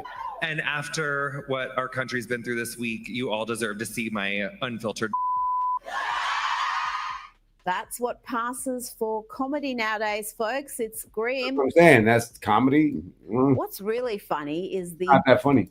unintentional comedy from lefties losing it, including a man we've featured heavily in the past week. Here is election forecaster Professor Alan Lichtman, who got it so wrong and has gone into this unseemly meltdown on multiple programs. He is deluded, folks, and he is clinging to that delusion. He claims that Donald Trump ran a terrible campaign, despite the fact that he won in a landslide while spending a fraction of the money that Kamala Harris spent. So the idea that Trump was this A fraction of the money. Yo, listen, soon as Donald Trump sits down, though, once he officially, gets sworn in, they're going to come for Kamala. They're going to want to know where's the rest of that money from that campaign. great charismatic figure is absolute nonsense. And again, if you looked at his campaign, it was the worst campaign we've ever seen in the history of the country. Delusional. Now, this lefty lady is disturbed to learn that she can no longer use the red heart emoji. Let's pray for her. Does anybody else feel like the red heart emoji has been totally ruined for them after this week? I did not realize until Wednesday that I have a habit of ending every text, DM, These people are bothered. email, etc. with a red heart emoji. And now I feel like a red heart emoji implies MAGA. And so I no longer know how to punctuate Oh, she's bothered, bro. my sentences. I guess Got shot at and still ran. Didn't even get paid the first time for being president. Can't make this shit up. You can't make this shit up. Bless your heart, Andrew. You get it. I'll have to go back to using like an exclamation mark. What emoji are we using now in lieu of the red heart? Because the red heart for me is dead, at least for a while. It's time to check in with the ladies of The View. And today we hear this. Oh, these are some miserable old bats. Kernel of truth from Joy Behar. They are haters and they are miserable. You know what's in the air, Whoopi? Trumpism. We lost the election. Wait a minute. We lost the election. We're miserable. We are quiet as fuck. You don't hear liberals you don't hear no conservatives really out here making noise. We trying to plan for the future. All we doing is replying to what y'all doing. This country is miserable. And let's just tell the truth. We hate that he won. We hate it. Let that hatred out, Joy. And everybody's uptight and crazy. Ain't that ironic? Joy is spreading hate. Oh, God. God's work, not the hard work. Joy is out here spreading hate. Man.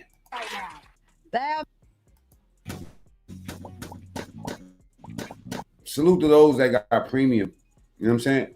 Premium these nuts in your mouth. Joy spreads so much hatred, man. Oh, God. And everybody's uptight and crazy right now. They are miserable. Yes, we know. We know that. Not much joy on The View set. Now, listen here as Joy unloads on a man whose audience is far, far greater than hers, Joe Rogan. Joy spreads pain. No sunshine, just rain. Sing it, thing, no band of joy. Spreads pain. Nice sunshine. Nigga, you gay. All right, man, let's start the show. She's upset about dragons. We went from Walter Cronkite basically to this guy Joe Rogan, who believes in dragons. I checked it. He believes in dragons. He believes in dragons. Did you triple force that? Yes, I did. And he also thinks that dragons, like I guess like dinosaur type of animal. Oh dear. For the record, because you're never going to get straight facts from The View, Joe Rogan doesn't believe there were once dragons that breathe fire, like in the Game of Thrones. He was talking about dragon, dinosaur type of animals that fly, something wild. For my lizards, you goofy ass. Komodo dragons. Wildlife biologists have speculated about, but back to The View and their delusions of honesty and accuracy.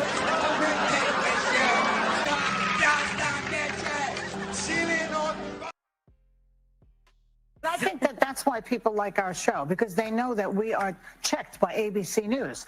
But we're checked by everybody. Yeah, I mean, if we're wrong, we have the legal note here. I'm sorry, but Sonny reading out frequent legal notes when people threaten to sue. Oh, yo, Trip, hell no. She would never, ever, ever, ever. Especially if there was a moderator there to make her not be able to talk, because she loves talking over people, man. It's not the same thing as being accurate. Now to an almighty meltdown from Axios CEO and co-founder Jim Vanderhey. This rant about... All right, let me show you another cold ass motherfucker. That boy Piers Morgan, man. Like a lot of people don't like Piers Morgan. I think that he be obnoxious at sometimes. Sometimes, but I fuck with Piers. I like Piers. He's a straight shooter. You know what I'm saying? All right, check this out. Watch how they violate this vegan right here. This is crazy. The vegan restaurants. That's fine. Go for it. It's abuse. Coming to restaurants and then you get. So you were talking about. No, but can you imagine you coming to restaurants and then you get some people coming to your table and trying to disrupt your evening? It's abuse. I'm going to start running into vegan restaurants. That's fine. Go for just it. Shouting and being annoying. Oh, they about to do some bullshit to this vegan dude. This is crazy. You're right to protest. Salute to the vegans, man. Grabbing tables. I'm a vegan. So you can't eat your gruel. And just see how you lot like it. I'm going to go to your house. I'm just not that woke. Paint all over it. Yes. I'm the real woke. Oh God, look at the PA. You've got a right to protest. Oof, you've got me another one. Stick it off your bingo. Past it. Brings them up 2 fucking Wagyu steaks. Stick it off your bingo, son. But where's the salt? Where's it? Won't need any of his gruel. Let's put that Fantastic. to one side, but I will have a bit of steak just to... You didn't salt it though. You see, all you've achieved is you've made me want to do this. Just eat a that's lovely... absolutely fine. You go for it. Yeah, you're a beast. My boy a beast. Oh, man. All right, man. Double tap the screen. Let's get the likes up, right? He's a beast, but not like Tom Homan, man. I like Tom Homan, man. Tom Homan's a wild boy. Remind me of Sergeant Slaughter. You guys better straighten this shit up. That type of stuff. You know what I'm saying? All right, check it out. That's why I fuck with Tom Homan, man. Check it out. And I'm going to show you that he just had a little speech. It says, Trump borders are, don't test us. He's on bullshit with these immigrants. I'm going to tell you, they running for the border. You know what my mother told me, man? Told you I got mommy issues, right? Mommy told me, she said, I don't like Trump, but I'm glad I can get food at the supermarket now. I'm like, what are you talking about? It's like, it's empty now. I come on the block, there's nobody outside, nobody in front of the stores. She has a lot of immigrants around the hood, right? See, like, it's empty. She like, the shelves got the stuff that I want and stuff. She's like, it's weird. All right, salute to Tom Homan got these motherfuckers running scared. You better start packing now. You're damn right. Because you're going home. Donald Trump has swung into action. The American Trust-Elect has made one of his first key appointees. Former U.S. immigration officer Tom Homan has been named as the border czar, a position that is likely to play a key role in Trump's second presidential term. Another message to the criminal cartels in Mexico. You smuggled enough fentanyl across this country to kill 148,000 young Americans. You have killed more Americans than ever. Yeah, Trump, you know, we about to go to war with the Mexican cartel. We about to get Mexico in shape. Every terrorist organization in the world combined. And that's when President Trump gets back in office. He's going to designate you a terrorist organization. Hell no, he ain't playing, CJ. My brother CJ Rich in the building. Hold on. He's going to wipe you off the face of the earth. You're done. You're done. Apart from leading Trump's action against illegal immigrants, Homan has been I entrusted ain't gonna lie. You need somebody that's running the United States. He need to be talking like this guy right here. with the responsibility Let's double tap the screen. Let's get the likes up, or go to the top right, hit the 3 dots. to oversee maritime and aviation security.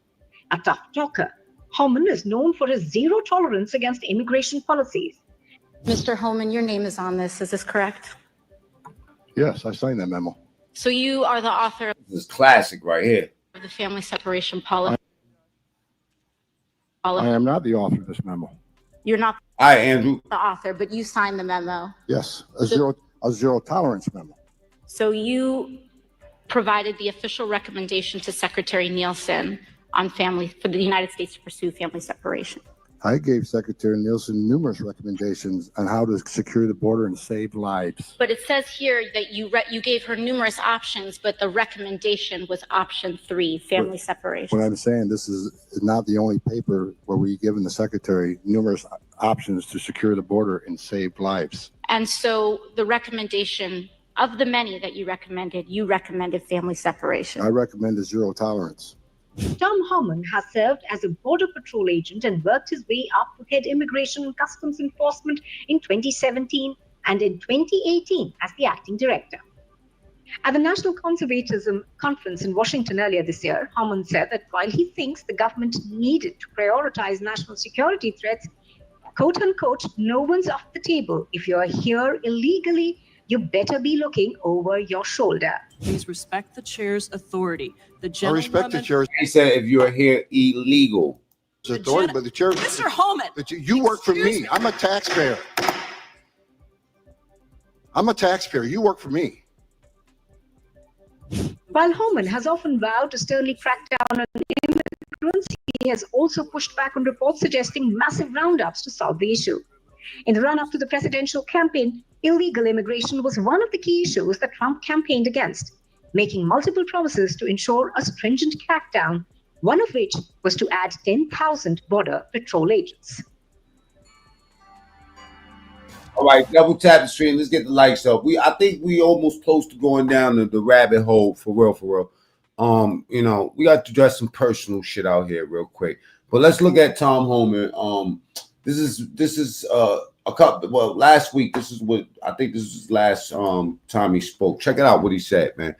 My man is on fire, what you would call fire. Thanks, Governor. Look, you guys know me. For the last 4 years, I wake up every morning pissed off about what this administration did to the most secure border in my lifetime. Let me be clear. I worked for 6 presidents, starting with Ronald Reagan. Every president I worked for took steps to secure the border because they understood you can't have strong national security if you don't have border security.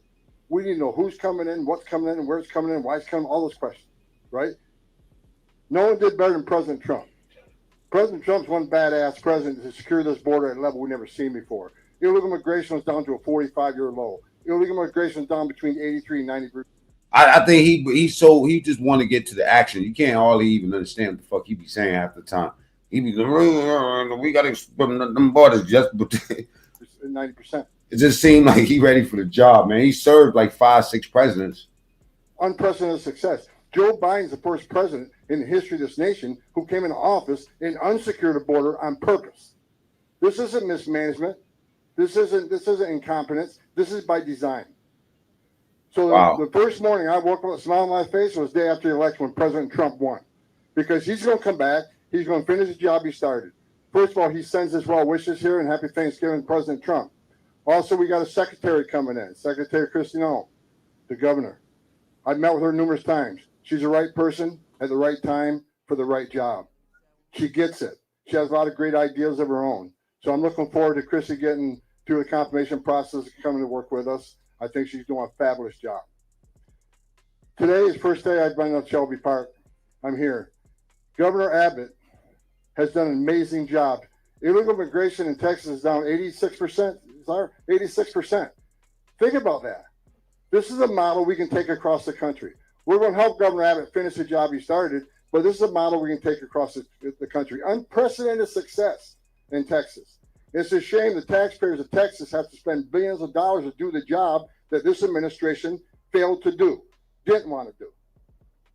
And because of that, what everybody in this room today, you got to understand, you're a national hero and you're saving this nation. Let me explain why. It's just not about illegal immigration anymore. When this administration calls the crisis the biggest they caused, it overwhelms the Border Patrol. And because the Border Patrol is so overwhelmed taking care of this humanitarian crisis, many of them are pulled off the line. And what happens then? 600% increase in sex trafficking.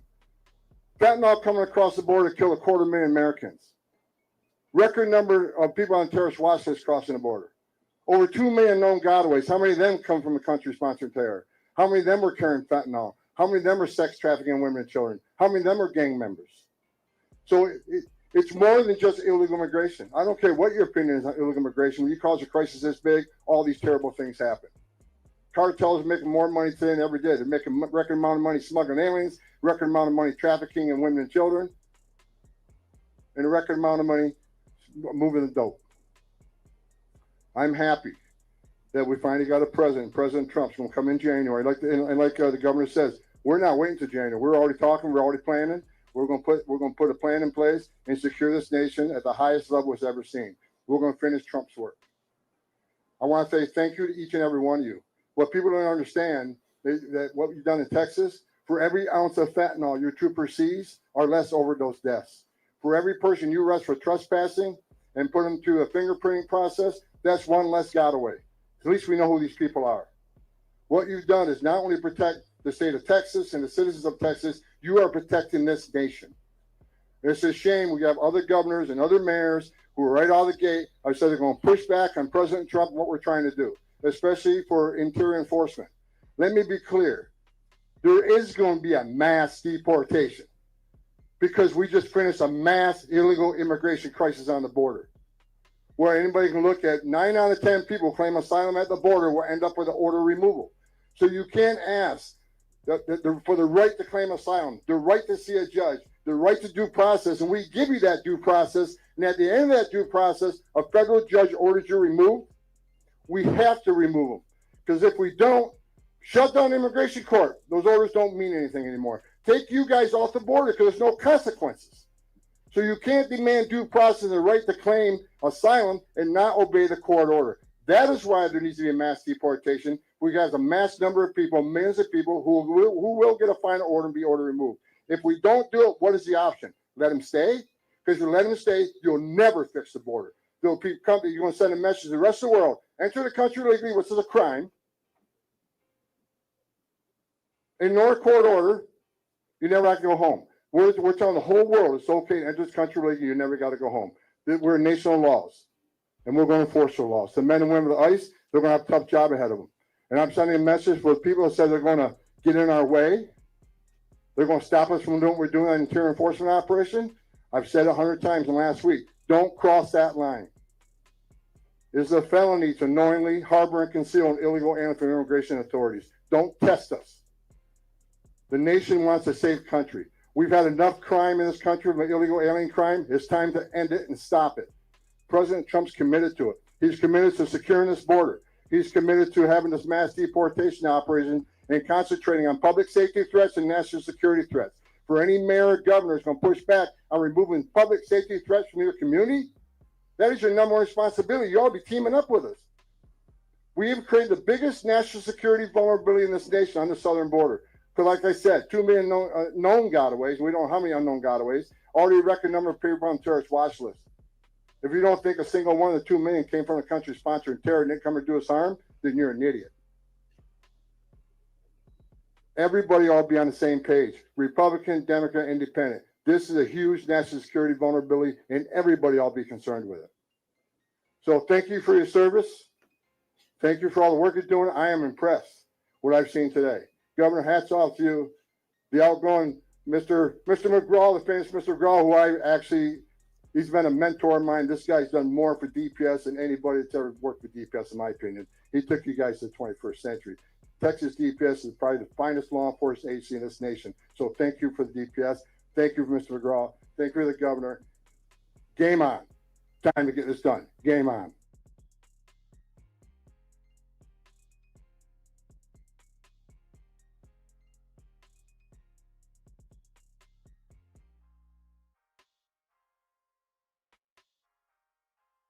Oops, I didn't know I was on mute. So salute to everybody that's here. You know what I'm saying? Let's recalibrate the show. Let you know where you're at.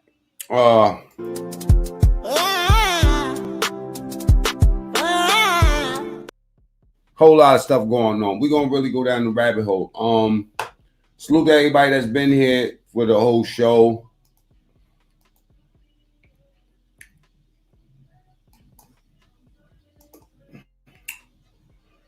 Subscribe to the channel, it's free. Defeated and delusional Kamala Harris. Let me see, man.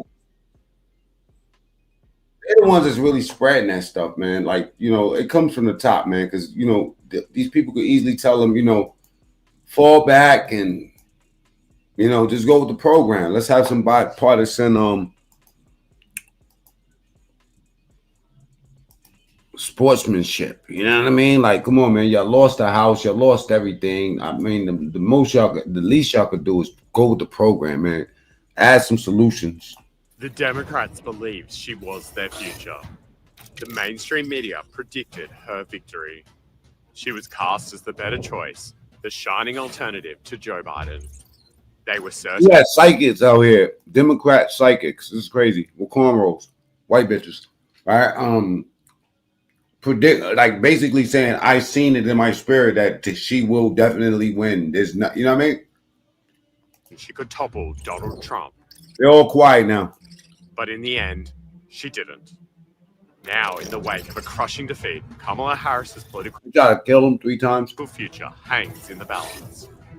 Will she fade into the shadows, or will she make a play for 2028? Sky News Digital Originals presents Defeated But Not Out. After her overwhelming rejection by the American people, she's out. Kamala Harris retreated to Hawaii to regroup and lick her wounds. Now, following her return to Washington, she has issued this message. I just have to remind you, don't you ever let anybody take your power Is she drunk? Type 1 in chat. from you. You have the same power that you did before November 5th. And you have the same purpose that you did.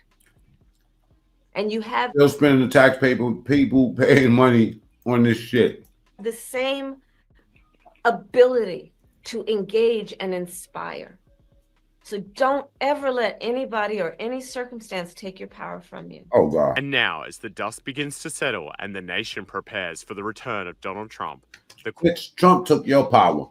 You're the worst example of not power taking. question remains, what's next for Kamala Harris? Kamala Harris is done. She's cooked. She's toast politically. So, and also the vice president doesn't do much anyway, right? So she's taking a few days off from attending funerals on behalf of the president or overseeing procedural motions in the United States Senate. So it's not like the gears aren't going to keep turning without her.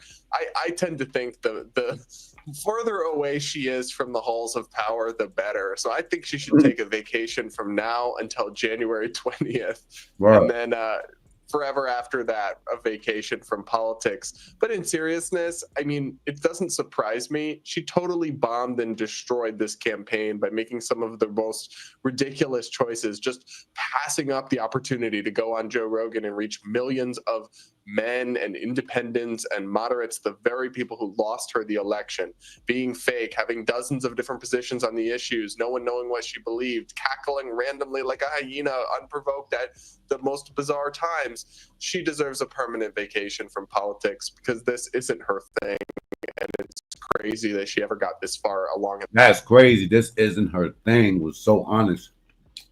In our political system, in her thing. Bizarre times, she deserves a permanent vacation from politics because this isn't her thing, and it's crazy that she ever got this far along. It isn't. in our political system in the first place, honestly. I think her political career on the national stage, if she never really had one, she never got out of the gate successfully, it's over. I wouldn't be surprised if she gets some kind of cushy job somewhere, the president of a university or her book tour or something like that, because they tend to take care of their own. But politically, I think she's done. In the cutthroat world of politics, every decision, every second is crucial. And in the wake of their soul-crushing defeat, the Democrats are scrambling to chart a path forward. I reckon that the Democrats, if they're going to win the presidency again, they're going to need to go back and start actually trying to do business with the working class constituency that they have sent off to the Republicans. I think Jackson who sounds sexist. And, you know, it's not going to be Newsom. It's not going to be Harris, who the more anybody saw of Harris, the more they realized she was a vapid socialist idiot. But I reckon it's going to be somebody like Josh Shapiro, the governor of Pennsylvania. He did This not... is a chat-heavy show, okay? Want to be the vice president. I went and watched a bunch of the stuff that he has done. He's a very smart, very sharp, intelligent guy, youngish. He could be the next future for the Democrats in 28 if the Democrats do what they need to do, which is to reconnect with actual real people and not people who, you know, are at the very top and very bottom of the economic spectrum. And also, this idea that, you know, I know Trump's going to be in his late 70s, Later, Biden's in his Susan. late 300s. She's 60, all right? She's going to be a multi.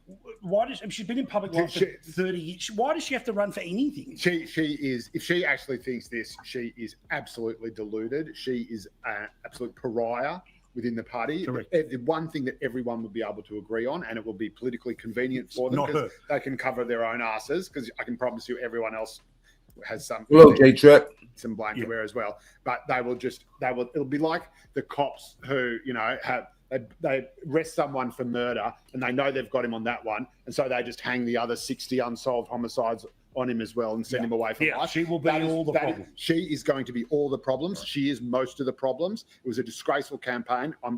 From what I read, I can't pretend I've got sources in the party, but if this was happening to the Labor Party, everyone in Labor knows exactly what's happened over there.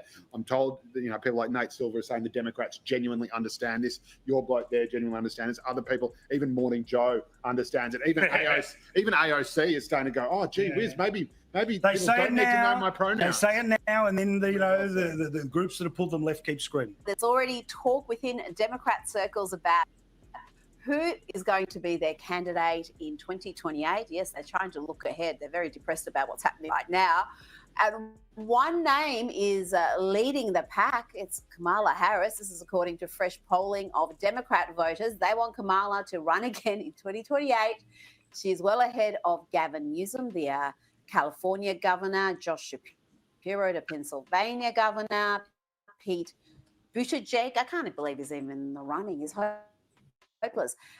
Kamala got 41% of those polled. The others were way behind with 8%, 7%, and 6% respectively. If she's the candidate again, surely not. It's early days. But who do you see looking ahead? I would have thought, it may be a bit obvious, but Josh Shapiro and Gavin Newsom are highly electable. Never mind the mess Gavin has made of California. Yes, for sure. This, I think, is a statistical error. There's recency bias. There might be sympathy bias, something coloring those numbers. She's never won anything nationally, and other people who ran against Republicans and lost, like Hillary Clinton, John Kerry, exited the stage. So I don't see how she's going to rise like a phoenix. In terms of who would do it, I think the ones you mentioned are right. You know, Gavin Newsom, he's telegenic, he's good looking, he runs the biggest state. His positions are very radical, given he's been running California, so that's going to be a hurdle for him to get over. Josh Shapiro is actually very popular. He governs as a moderate. Some question whether he's actually a moderate, but he governs as one. Gretchen Whitmer from Michigan, maybe, though she had that issue with the feeding the chips thing. Maybe that'll be Whitmer. The end of her. And just her conduct and Newsom's during COVID. Like, she was an absolute tyrant and irrational. I remember she was locking up seed sections in markets where people couldn't buy seeds to plant, but then you could do all sorts of other things. It was just irrational and cruel, and I don't know if that's going to be forgotten. Maybe it will be. It will be it's just an important state, but I think you're right. And then Mark Kelly would be another name I'd throw in, the astronaut senator from Arizona as well. But lots of time to go until then. I think Republicans would welcome Kamala round 2. Kamala 2.0 would be amazing because in the hopper right now. Oh, shit. On deck, you've got what? J.D. Vance, you've got Ron DeSantis, you've got Vivek Ramaswamy, and a host of others who would pummel her again. But this is, And you're a Republican? Right. Right. Copy. Heard you.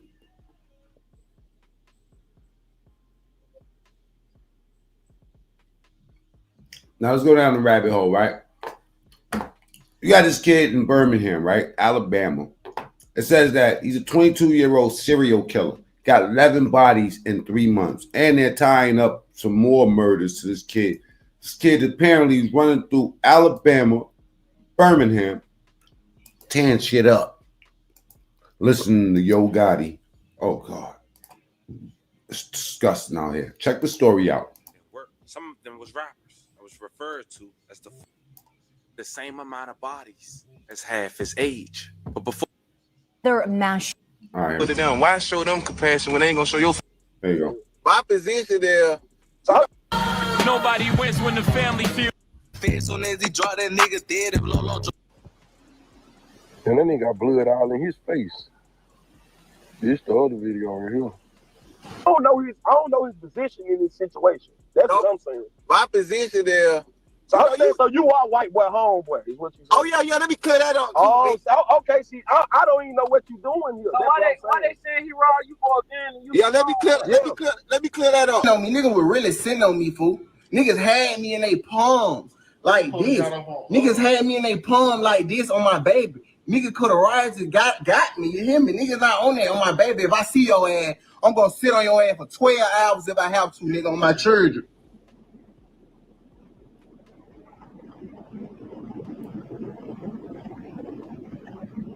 I see. Basically, say I'll wait around for 12 hours. You know what I'm saying? Stalking your ass so I can catch you lacking.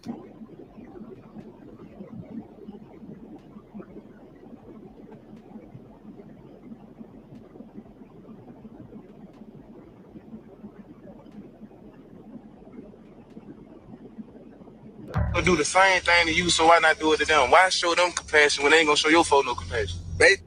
Saying he ain't sparing shit. For what? They ain't gonna spare me. Like yeah, wait. When if their son end up dead and they come to court, they ain't gonna spare me in the courtroom. Hey, I know they gonna want my ass. You hear me? New information coming into the WBTM 13 newsroom. Birmingham police announcing they've made an arrest in connection to the deadly mass shooting at 5 Points South. Out of Birmingham, we have just confirmed new charges against the man charged in the 5 Points South mass shooting. His name is Damian McDaniel, and he's now linked to another mass shooting. And court records just reviewed, we see that McDaniel was charged with 11 counts of homicide, killing 11. Little did I know, fam, almost every video we covered in Birmingham, Alabama on this platform in the last 2 years are connected, from 2 women being gunned down by mistake in retaliation to a local rapper being gunned down on camera, who was considered a real threat in Birmingham, Alabama, who we'll later discuss. Till now, recently, a man connected to that rapper had went on a killing spree, according to authorities. This same man is allegedly responsible for 30% of the violence in Birmingham, Alabama this past summer. And to give you an idea of who we dealing with, authorities claim this man killed 11 people and shot 30 in just under 3 months. Today, we try our best to find out why. Head to the streets of Birmingham, Alabama, and see if we can identify any public facts that led to this gruesome war. What can make a man at just 22 years old have the same amount of bodies as half his age? But before we go over this one, I want you guys to remember, I won't give you no angle. I just give you the story. So with that being said, make sure you like, comment, and subscribe. We'll jump right to it. Murders on camera, retaliation, and bragging on social media. All 3 what we have here today. Fam, meet Damian McDaniel, 22 years old, from Fairfield on the west side of Birmingham, Alabama. Damian was recently arrested 2 weeks before Thanksgiving in connection to a mass shooting at a local venue in Alabama. But they also claim he was responsible for a shooting before and after. And while incarcerated, he's been indicted for another mass shoot. And in total, he's responsible, according to authorities, for 11 bodies and shoot 30. And that's just what's public. And according to his recent indictment, Damian ran with a crew that was known to put in work. Some of them was rappers. It was referred to as the 420 Music Group. Now, some of their most known rappers is guys like 41st AJ. Yeah, we stay posted on the block. Fucking nigga, you know what? Big 420, you feel me? another guy named Landlord Low, who we recently interviewed last month. I'll leave the link in the bio for you guys to check out if you haven't already. We gon' shoot up the floor. And every gun in this car hot as fuck. When I step out, I'm cold, won't pat me down. And also, another rapper named White Boy Spin was close affiliates to Landlord Low, 41st AJ, and Damon. Niggas do it round the city, know that shit be kept. Peter drill with fully stick, but White Boy love that Draco pal. Free team.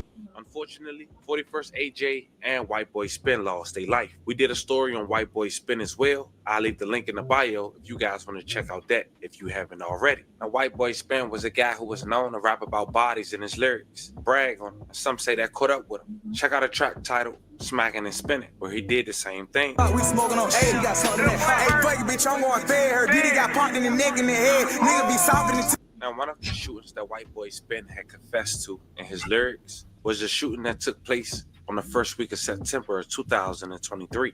Just before 3 a.m. Self-incrimination at its finest. A shooting happened at Area Lounge and Restaurant on 5th Avenue North in the Smithfield area. 2 women end up getting shot. And once the victims arrived at UAB Hospital by private vehicle, they were shot at again in front of the police. The 2 victims was identified as Markeisha Atkins, 24 years old, and Shavita Willis, 33 years old, who passed away at UAB Hospital. May they rest in peace and love and condolences to their family. Right here, this was a scene earlier this morning at UAB after a drive-by shooting left bullet holes right in a police car. You see it right there, right on the windshield. The hospital went into lockdown following that incident. Thank you so much for joining us tonight at 6. I'm Ian Wright. And I'm Sherry Falk. And this coming after a nightclub shooting that killed 2 women and hurt others. WVTM 13's Aaron Llewellyn talked to a woman who says she was actually planning to go to that club last night. Aaron? Yes, Ian, Sherry. We also talked to Officer Truman Literally, McCoy. Gerald, who about an hour ago, and he says that he, like many others, is upset that 2 women lost their lives in this senseless act of violence. We believe that the gunfire stemmed from a targeted attack. However, we do believe that many of the victims were just simply Definitely related to Stephen Curry. bystanders and were innocent and were caught in the crossfire. This is sad. Life is cheap in Alabama, man. This kid killed 11 fucking people in 3 months. And then now right now they're tying other bodies to him. Sam Boy was a psycho, man. Like, I think King Von was a problem. And by the way, they just removed that King Von mural over there. Now, this started with the shooting at a nightclub in the Smithfield community.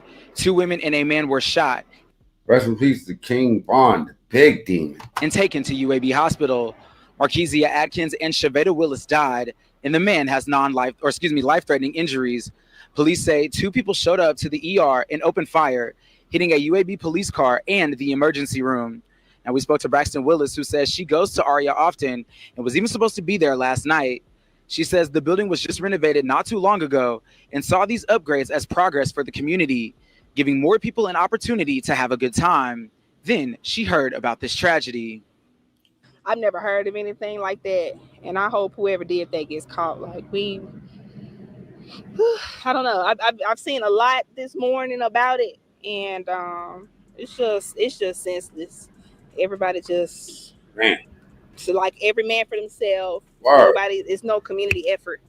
But you know what they say, fam. Karma gonna catch up with you. And it did such thing to White Boy Spin just 3 months later. Some say he was set up by the guy he was with.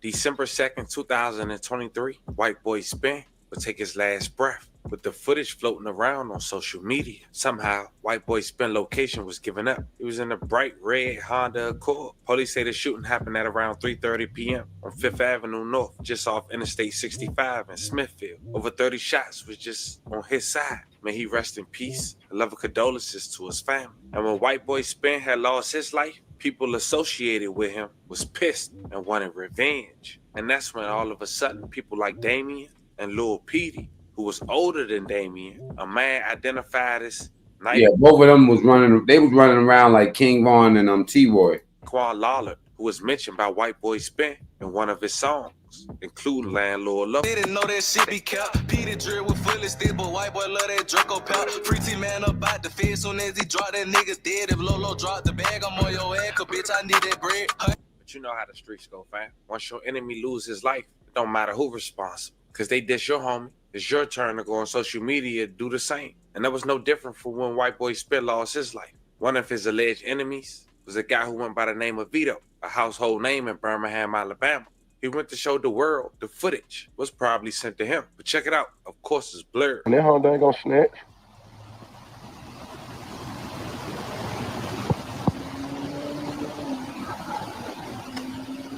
And then he got blood all in his face.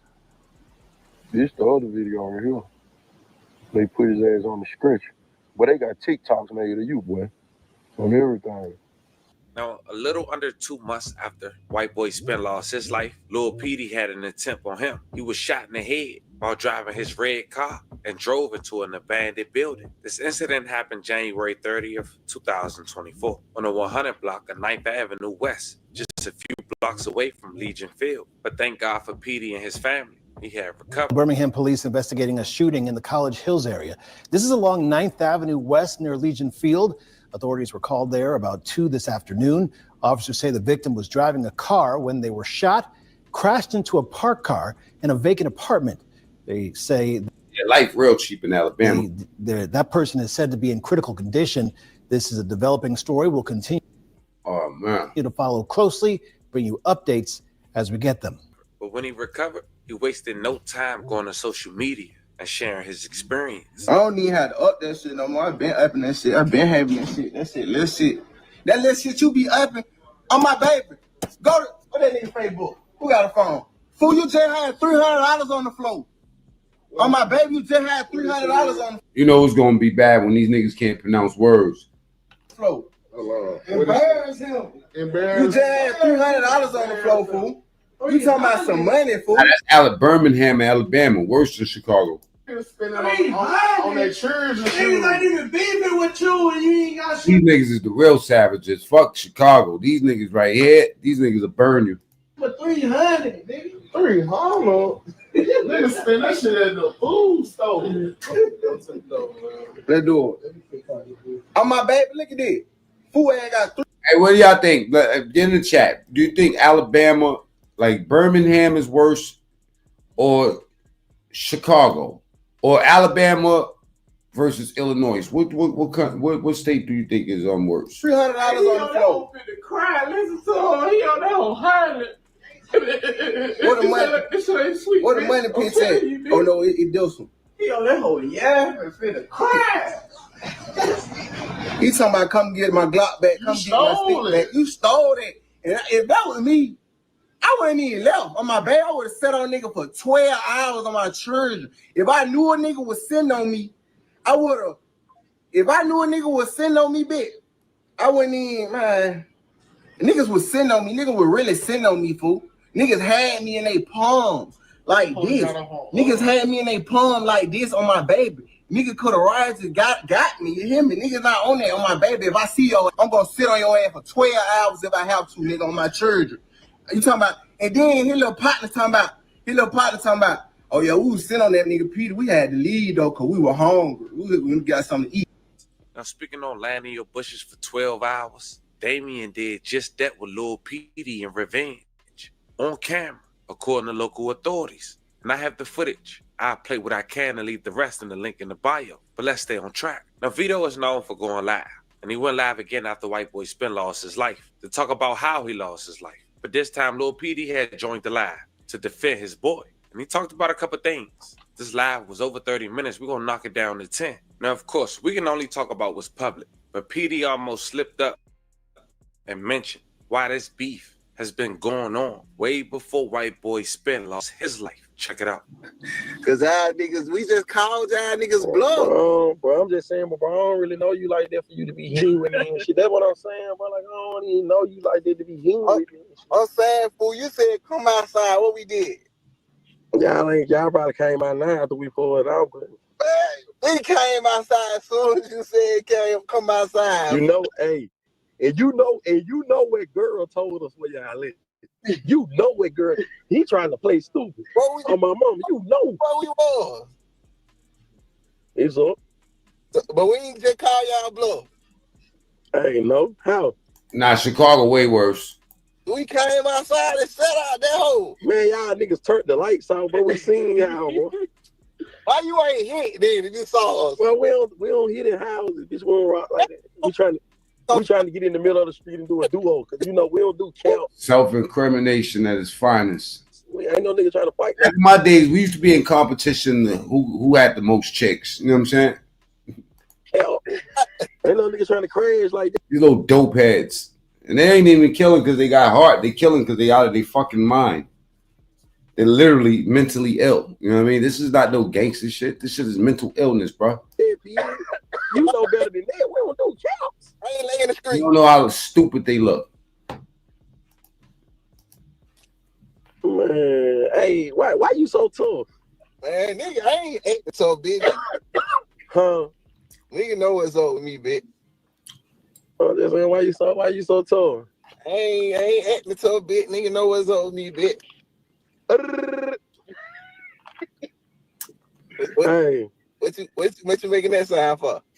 Hey, look. Surrounded by murder. When you be saying, you say Vito, you just talk, you say Kevin, you say wait. They say we look like you ain't there. Why you feel like that? Why they feel like y'all think I'm just joking?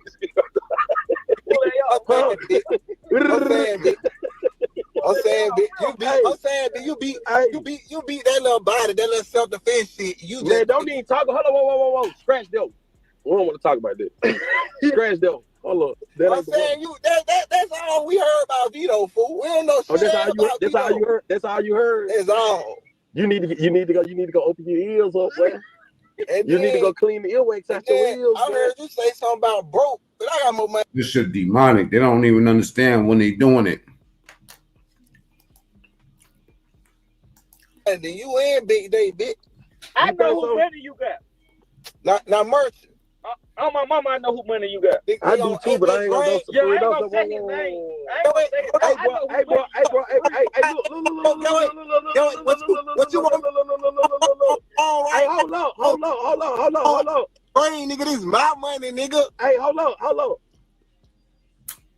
But you know, when this shit held to people like white boy, like, bro, so how can money help him right now? This is nigga shit. I'm telling y'all now. This is some nigga shit. This is how it start. Shit talking, mad niggas done killed my people. You done killed my people, so I'm gonna kill your people. Just keep this nigga shit. This is what we looking at. Pure nigga shit. Ignorance. Demonic as motherfucker. Listen,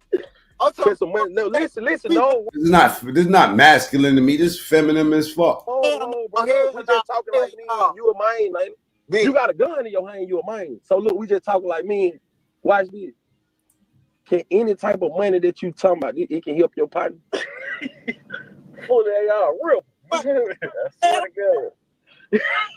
You say, hold on, whoa, let them talk. You say, wake up. I just said I was broke before I joined the line. Man, fuck that broke shit. Can this money help you or your partner up there right now? Bro.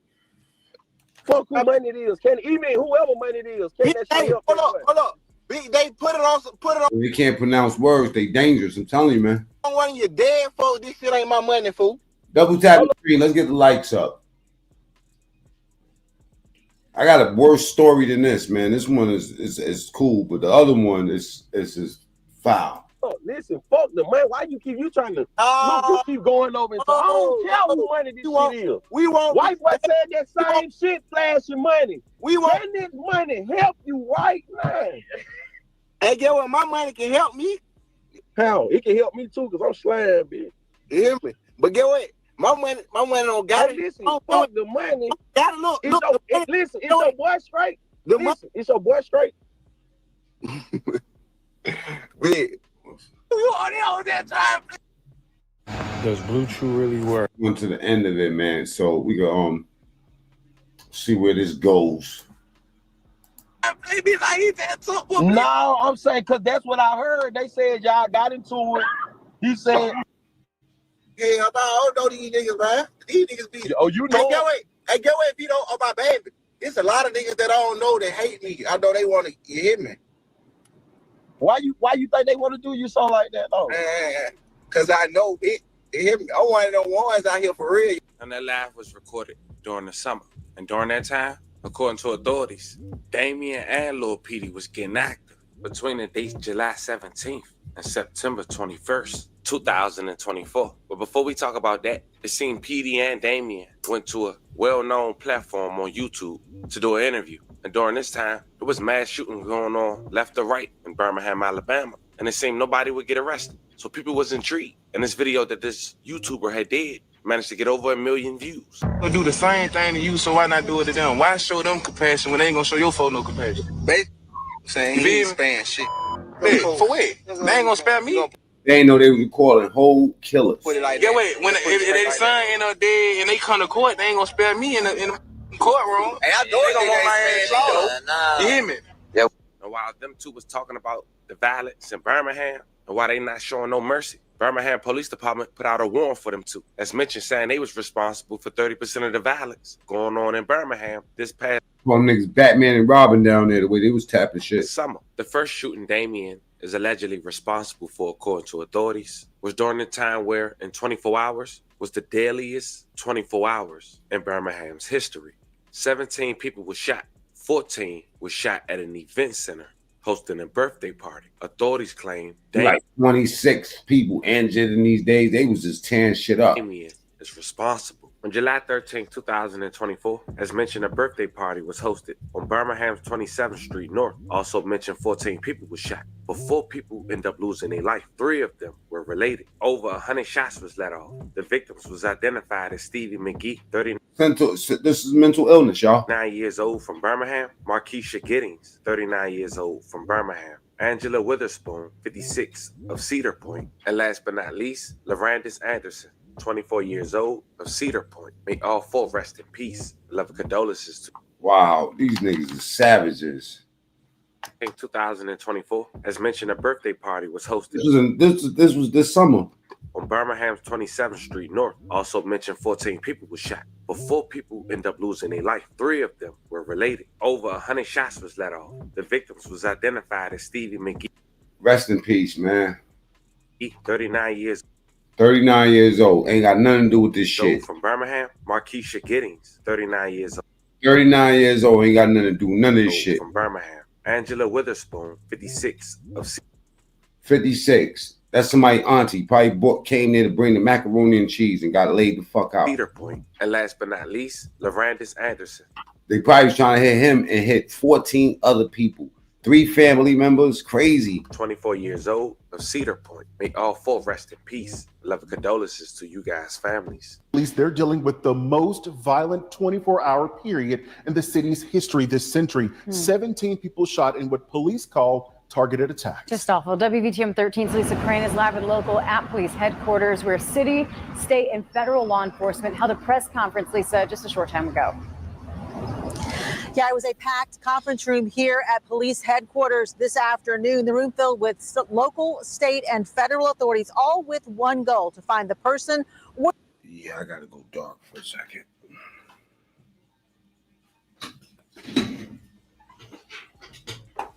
Double tap the screen. We'll go to the top right, hit the 3 dots. The persons responsible for a deadly Saturday in Birmingham. 14 people shot, 4 of them killed Saturday night at this event center in North Birmingham. There are too many families who have been devastated and destroyed because of gun violence in our city. And everyone in this room, to be frank, is just sick and tired of it. Residents in the area seem to be fed up as well. We got women there. We got kids running around with guns and the male.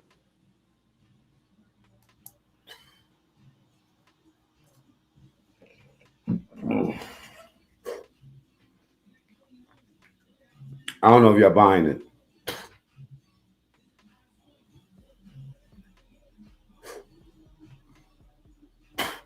I don't know what this has to do with anything. But are y'all buying it?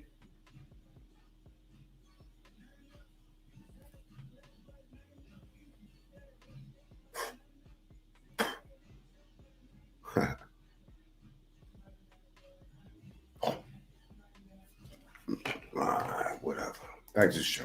And the councilmen do not care. Birmingham's police chief called state and federal officials to help with this weekend of violence, from the Secret Service to the FBI and ATF. This incident was a targeted attack at a birthday party being held. They went over there and let a chop off at a party, shot 14 people, killed 3 family members. On 27th Street North. But at this point, they say they don't know which of the 14 victims was the target. We know 100% there are people who know who's responsible and they know what happened, and we need that information so we can bring justice to these families and restore safety to our community and to our city. The BPD, the federal partners, and other community partners can move at a very high speed to solve for these cases and bring justice to these families. But it moves faster with community buy-in and community support. They've been pleading for community support for months and calling these incidents of gun violence unacceptable, yet they continue to occur. How do you get them to change the behavior of people who can't resolve conflict, who use a firearm to resolve all their issues? That's difficult. Double tap the screen, y'all. Let's get the likes up real quick. That's very difficult. And so that's the underlying. 75% of the people say that Joe Biden has lost his mind. That's 239 votes, y'all. Let's go. Issue here. It breaks my heart. I mean, because the community itself.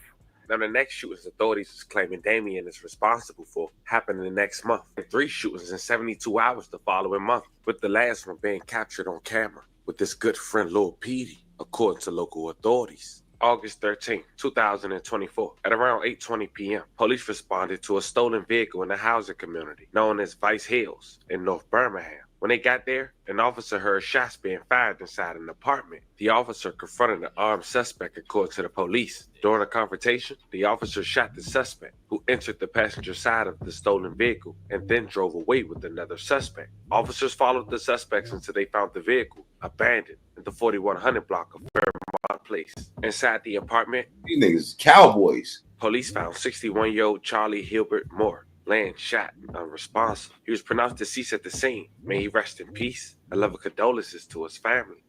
Here's what it's like to go to school for firearms technology. Tearing shit up, man. These kids is wilding, man. Too much Grand Theft Auto, man.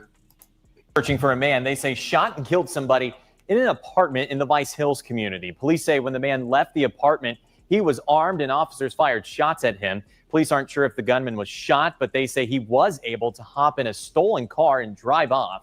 Police identifying the man killed in the apartment as Charlie Moore. If you have any info here, call police or Crime Stop. The next scene happened on September 19, 2024 at the 604 Bar and Lounge on 9th Street North. Officers entered the bar where they found 35-year-old DeAndre Tanae Brown suffering from a gunshot wound. She was taken from the scene with life-threatening injuries. She later died at Fuckers ain't got no regard for life. Demons. UAB Hospital. May she rest in peace. A love of condolences to her family. McDaniel was also charged with her murder. The name of the victim from last night's deadly shooting at a bar in the Smithfield community. The coroner's office identifying the woman as 35-year-old DeAndre Brown. Police say that the shooting happened around 8:15 at the 604 Bar and Lounge on 9th Street North. When officers entered the bar, they found her shot. She was taken to UAB Hospital, but later died. No one else inside the bar was hurt. Police do not believe the shooting was random. They do believe that Brown was the intended target. The next shooting was on September. They shooting women. They don't give a fuck. September 21st, 2024. Well, police say Damien was paid to do this mass shooting. It happened at 5 Point South at a hookah and cigar lounge named Hush. 17 How they taking money for his? people were injured. 4 people were killed. I know they didn't say. Let me see. At a hookah and cigar lounge named Hush. 17 people were injured. 4 people were killed. The victims was later identified as Antria Holloman. 4 more people. Wow, these niggas are psychos. 21, Tahaj Booker, 27, Carlos McCain, 27, and the 4th victim was never identified by They didn't even know each other. his family. Now, I did a story on this. I'll leave the link in the bio. 2 of these guys had murders that they beat and was the intended target. Nonetheless, may all 4 victims rest in peace. A love of condolences to you guys' family. This is a live look at the scene of targets this time. A mass shooting in Birmingham. At least 4 people are dead, dozens injured. It happened in 5 Point South around 11 o'clock last night. Your reporter, Brady Talbert, was at the scene and has the story. Yes, this is a really busy part of town. I'm told a crowd of people were standing on the sidewalk here on Magnolia Avenue, some of them waiting to get into a hookah lounge that is just down this street. That's when I'm told multiple people started firing at them. These mass shootings have more to do with culture than they do criminality. This is one of the most popular entertainment districts in Birmingham, so you can always expect a crowd. This all played out after 11 o'clock. At least 3 people died here on the street, more dying at the hospital. We're told there are dozens of victims in this mass shooting. Police say they're looking into the possibility of Glock switches being involved. Those devices can convert handguns into machine guns. Police saying no one was in custody, and they're asking business owners to turn over their surveillance video and for witnesses to speak up. There's nothing that can beat the public's help. There's no greater resource than the public. And that is why we have a plea to the public. If you are out here, if you saw anything, if you heard anything, please reach out to Crime Stoppers. Police very quickly calling this a mass shooting. They are now contacting the ATF and the FBI to get involved. Your reporter in Birmingham, I'm Brady Talbert, WBRC 6 News, on your side. Now, the last shooting Damien was responsible for before getting arrested the following week. This incident happened less than 24 hours after the mass shooting we just talked about. And this time, alongside Damien, one of the other suspects involved was Naquan, aka Lil Petey, with also surveillance footage being released to the public. Now, I'm going to describe this video. I can't play the entirety, it's too graphic. I'll leave the link in the bio for you guys to check it out at the Family TV Instagram. Also, the Family TV X account, which is formerly called Twitter. A group of people walk out an apartment complex, unlock their vehicle, attempts to go in. It seems 4 people, one including a female. Look at that car across the street. One man goes out first before you see the others in the camera. As soon as that man approaches his car, people in that Benz across the street hops out firing. Everyone looks like they shot. One person chase whoever running in front of them. It's like a 4-on-4. But the person that was on the camera, he gets pulled, dragged, and shot some more. Then he get dragged again, stripped. Some people was looking for a book bag that we not sure if they got because the person who ran had ran off camera. Now, this incident took place on Southeast Lake area when police had responded to a shot spotter alert. The person that was dragged and shot and dragged twice, he was found on the sidewalk by authority, identified as 32-year-old Jamarcus McIntyre. He was lying on the sidewalk suffering from a gunshot wound, pronounced deceased at the scene. May he rest in peace. I love condolences to his family. That was enough for authority. Wow, stripped him and shit after they shot him. Because soon after, Damien will get arrested alongside Lil Petey and 3 others. But as mentioned at the very these niggas savages right here, bro. And they all gonna tell on each other. AI man robbed his partner on Facebook.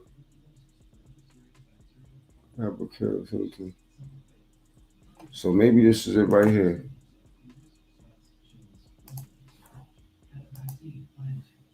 Maybe it's the video. This motherfucker's on cocaine and quaaludes and steroids. You know what I'm saying? Yeah, my man right there got it. Got some shit going on right there.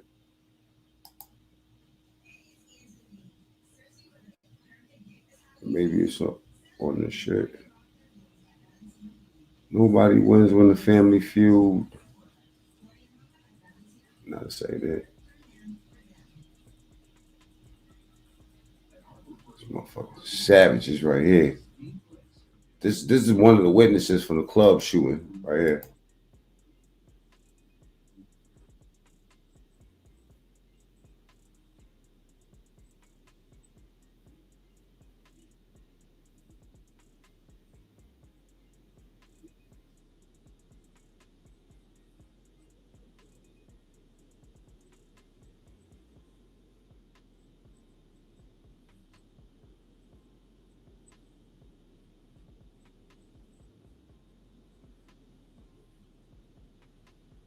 Oh, y'all can't see what I'm looking at. I'm looking at it by myself. My bad.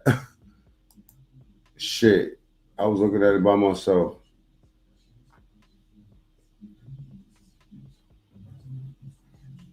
Okay, here we go. It's on the X account. I got it.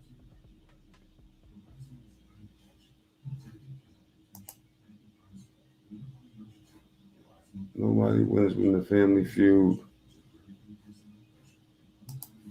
I don't think I got an X account. David Stryker, salute, bro. You know what I'm saying? It's okay. I'm about to get off of here soon. You know what I'm saying? I had a couple other videos I wanted to show people. That here's I don't want to show it because this shit is depressing. It's a messed up story. It's about a chick that gets lured to somebody's house. Matter of fact, I'm gonna show it to y'all.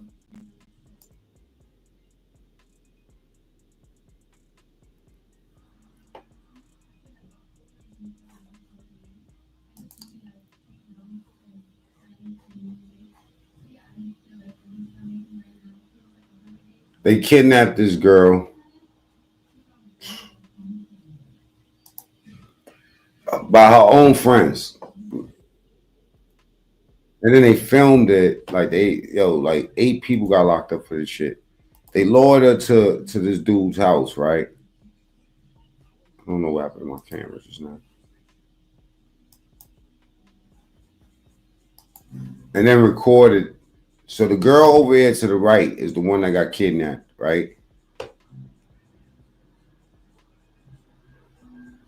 She texted people and told her where she was at. That's how they found these killers.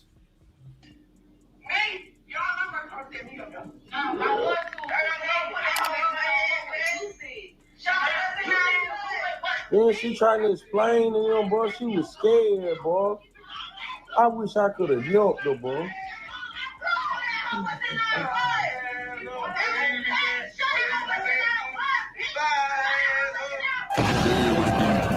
Back in with another video. This one is foul. Oh, let me show you the whole story. Her name was Mahogany Jackson, man. They did this girl bad, bro. Because she basically cheated. They was accusing her of playing both sides of the fence. The girl that got her here, she beat her up with a couple of friends. Poor old lady. She swallowed a fly. I don't know why she swallowed a fly. Poor old. Who would become her entire. Hold on for a second. That shit is fire too. The penguin is fire, yo. Existence. Throughout life, it had given her curveballs, but Mahogany always managed to stand on her 2 feet. 20-year-old Mahogany was happy with the smile. Hey, Black. I don't know why you say that, but I've been hearing that shit since I'm half century. I've been hearing that shit my whole life, and here we are, still here. Smile that was infectious. As an adult, she's self-aware of who she is, with a strong personality. At this point in her life, she's described as a true friend, someone who is almost too trusting.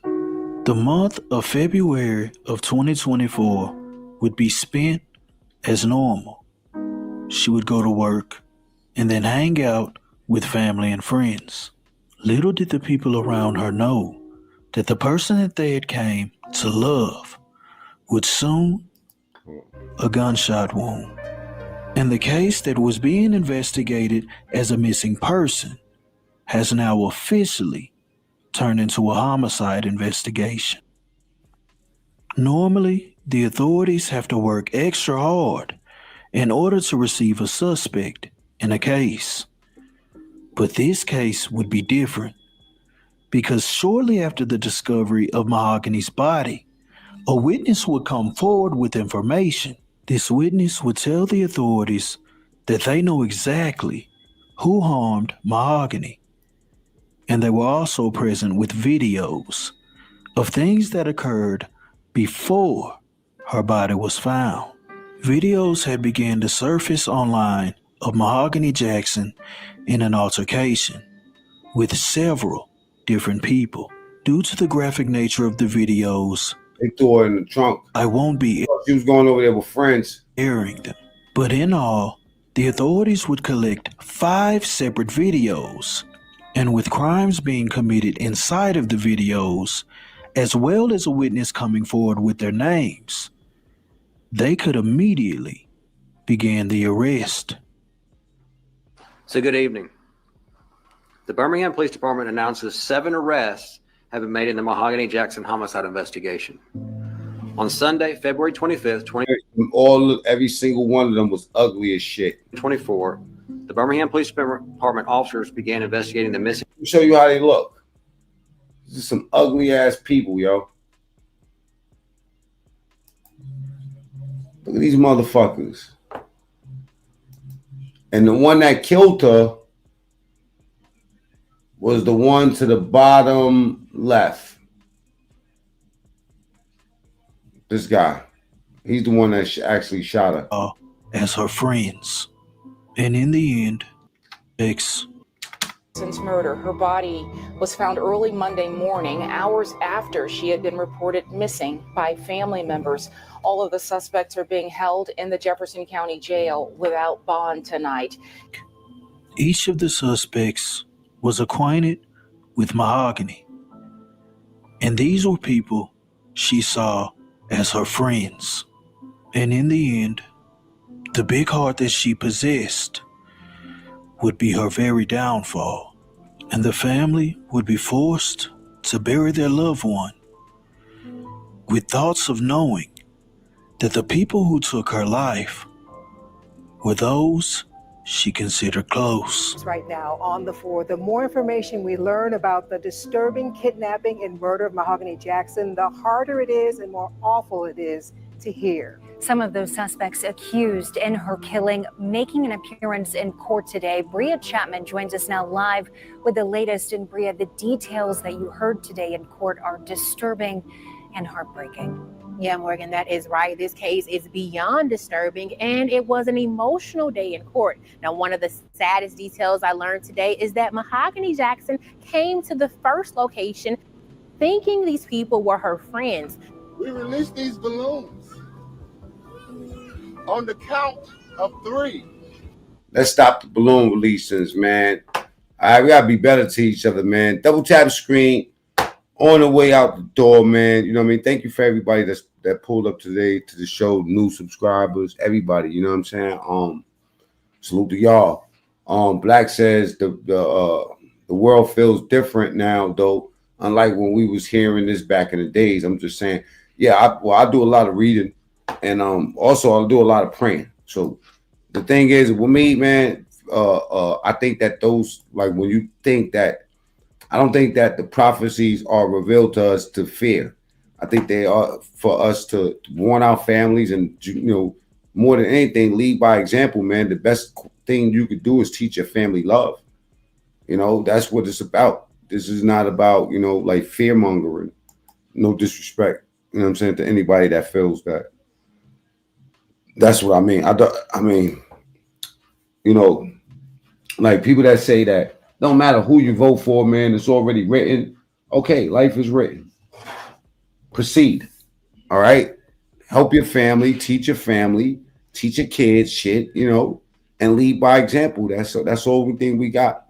You know, like America to me feels absolutely different, man. I'm fucking 50 years old. Of course it feels different. The vegetables taste different. They don't taste like the vegetables I was eating when I was young. They're not bursting the way they were. They all look alike. When you go to the supermarket, every fucking vegetable looks alike. That's uncanny to me. Why? Because I'm a gardener. I make tomatoes. No, the tomatoes I grow never look alike. One tomato never looks like the other tomato. But if you go to the fucking supermarket, all of those tomatoes look exactly alike, my boy. This is why I teach gardening. All right? Now I can teach my son to, you know, that it's all fucked up in the supermarket without showing them an option of relief, because without an option of relief is loss of hope. Loss of hope leads to depression. All right. So I'm not trying to depress, man. I'm trying to make soldiers. So no matter what the problem is, we trying to look for an option to run through the problem or get around it, you know? So I agree with bro. It does feel different, but yet we got to keep on moving on. You know what I'm saying? Straight up, especially black people. And we can't be getting caught up in these other cultures ideology of what the fuck we need. We need to sit at the table and find out what we really need. Okay? And I don't think that we need to support people that pump fear at us. You know what I'm saying? We have to look at different options. Straight up. That's why my main position on the education system. I think that when you bring kids into the school, you know, when okay, parents is going to fucking work. You're dropping these kids off at the schools. They have in school smoking and fucking and not learning shit. The black kids are learning that they were slaves. They don't know. They don't learn anything. Like what I've seen. If it's not up to the parent, if not for the parents, these kids will be lost. Okay, they'll be lost. The shit that I had when I was young, the programming and the structure, the you know, just the interest in the teachers, they will just build different. I'm still in contact with my elementary school teachers. My art teacher was just talking to my mother yesterday. She's like, "Yeah, Miss Jacobs hit me on Facebook and shit, and was asking me about, you know, me moving and stuff like that, because she announced the move." But that's from 1988. We're still in contact. They were built different, you know. So yes, this world feels absolutely different. So spiritually, you got to be grounded. You better be tired and spiritually, because let me tell you something, especially with this dude named Biden that likes doing nuclear testing and shit like that, playing missile games and shit, knowing that it only take one of them things to come and change everybody's life. I'm from New York. Change everybody's life. Just one of them things. You seen what they did to the Empire? I mean, excuse me, the World Trade Center. That shit stopped America, number one. And you know, inflation. when we have inflation in America, we got inflation across the world. They hit the Twin Towers alone and shut the world down. Imagine they send something crazier. All right, y'all better get some love in your heart out here, man. All right, God's work. I keep reminding y'all, this conversation, you know what I'm saying? It's to bring us closer. It's not to make us fight all for the next 4 years. You know, niggas got to talk instead of talking shit. Niggas is talking shit. Call now. I mean, this ain't church. I gotta remind y'all where the fuck y'all at. God, like vanilla ice, the people are sick of me. They put my boom boom down in 4 months. My brother be back in Canada working a day job with a burger crown.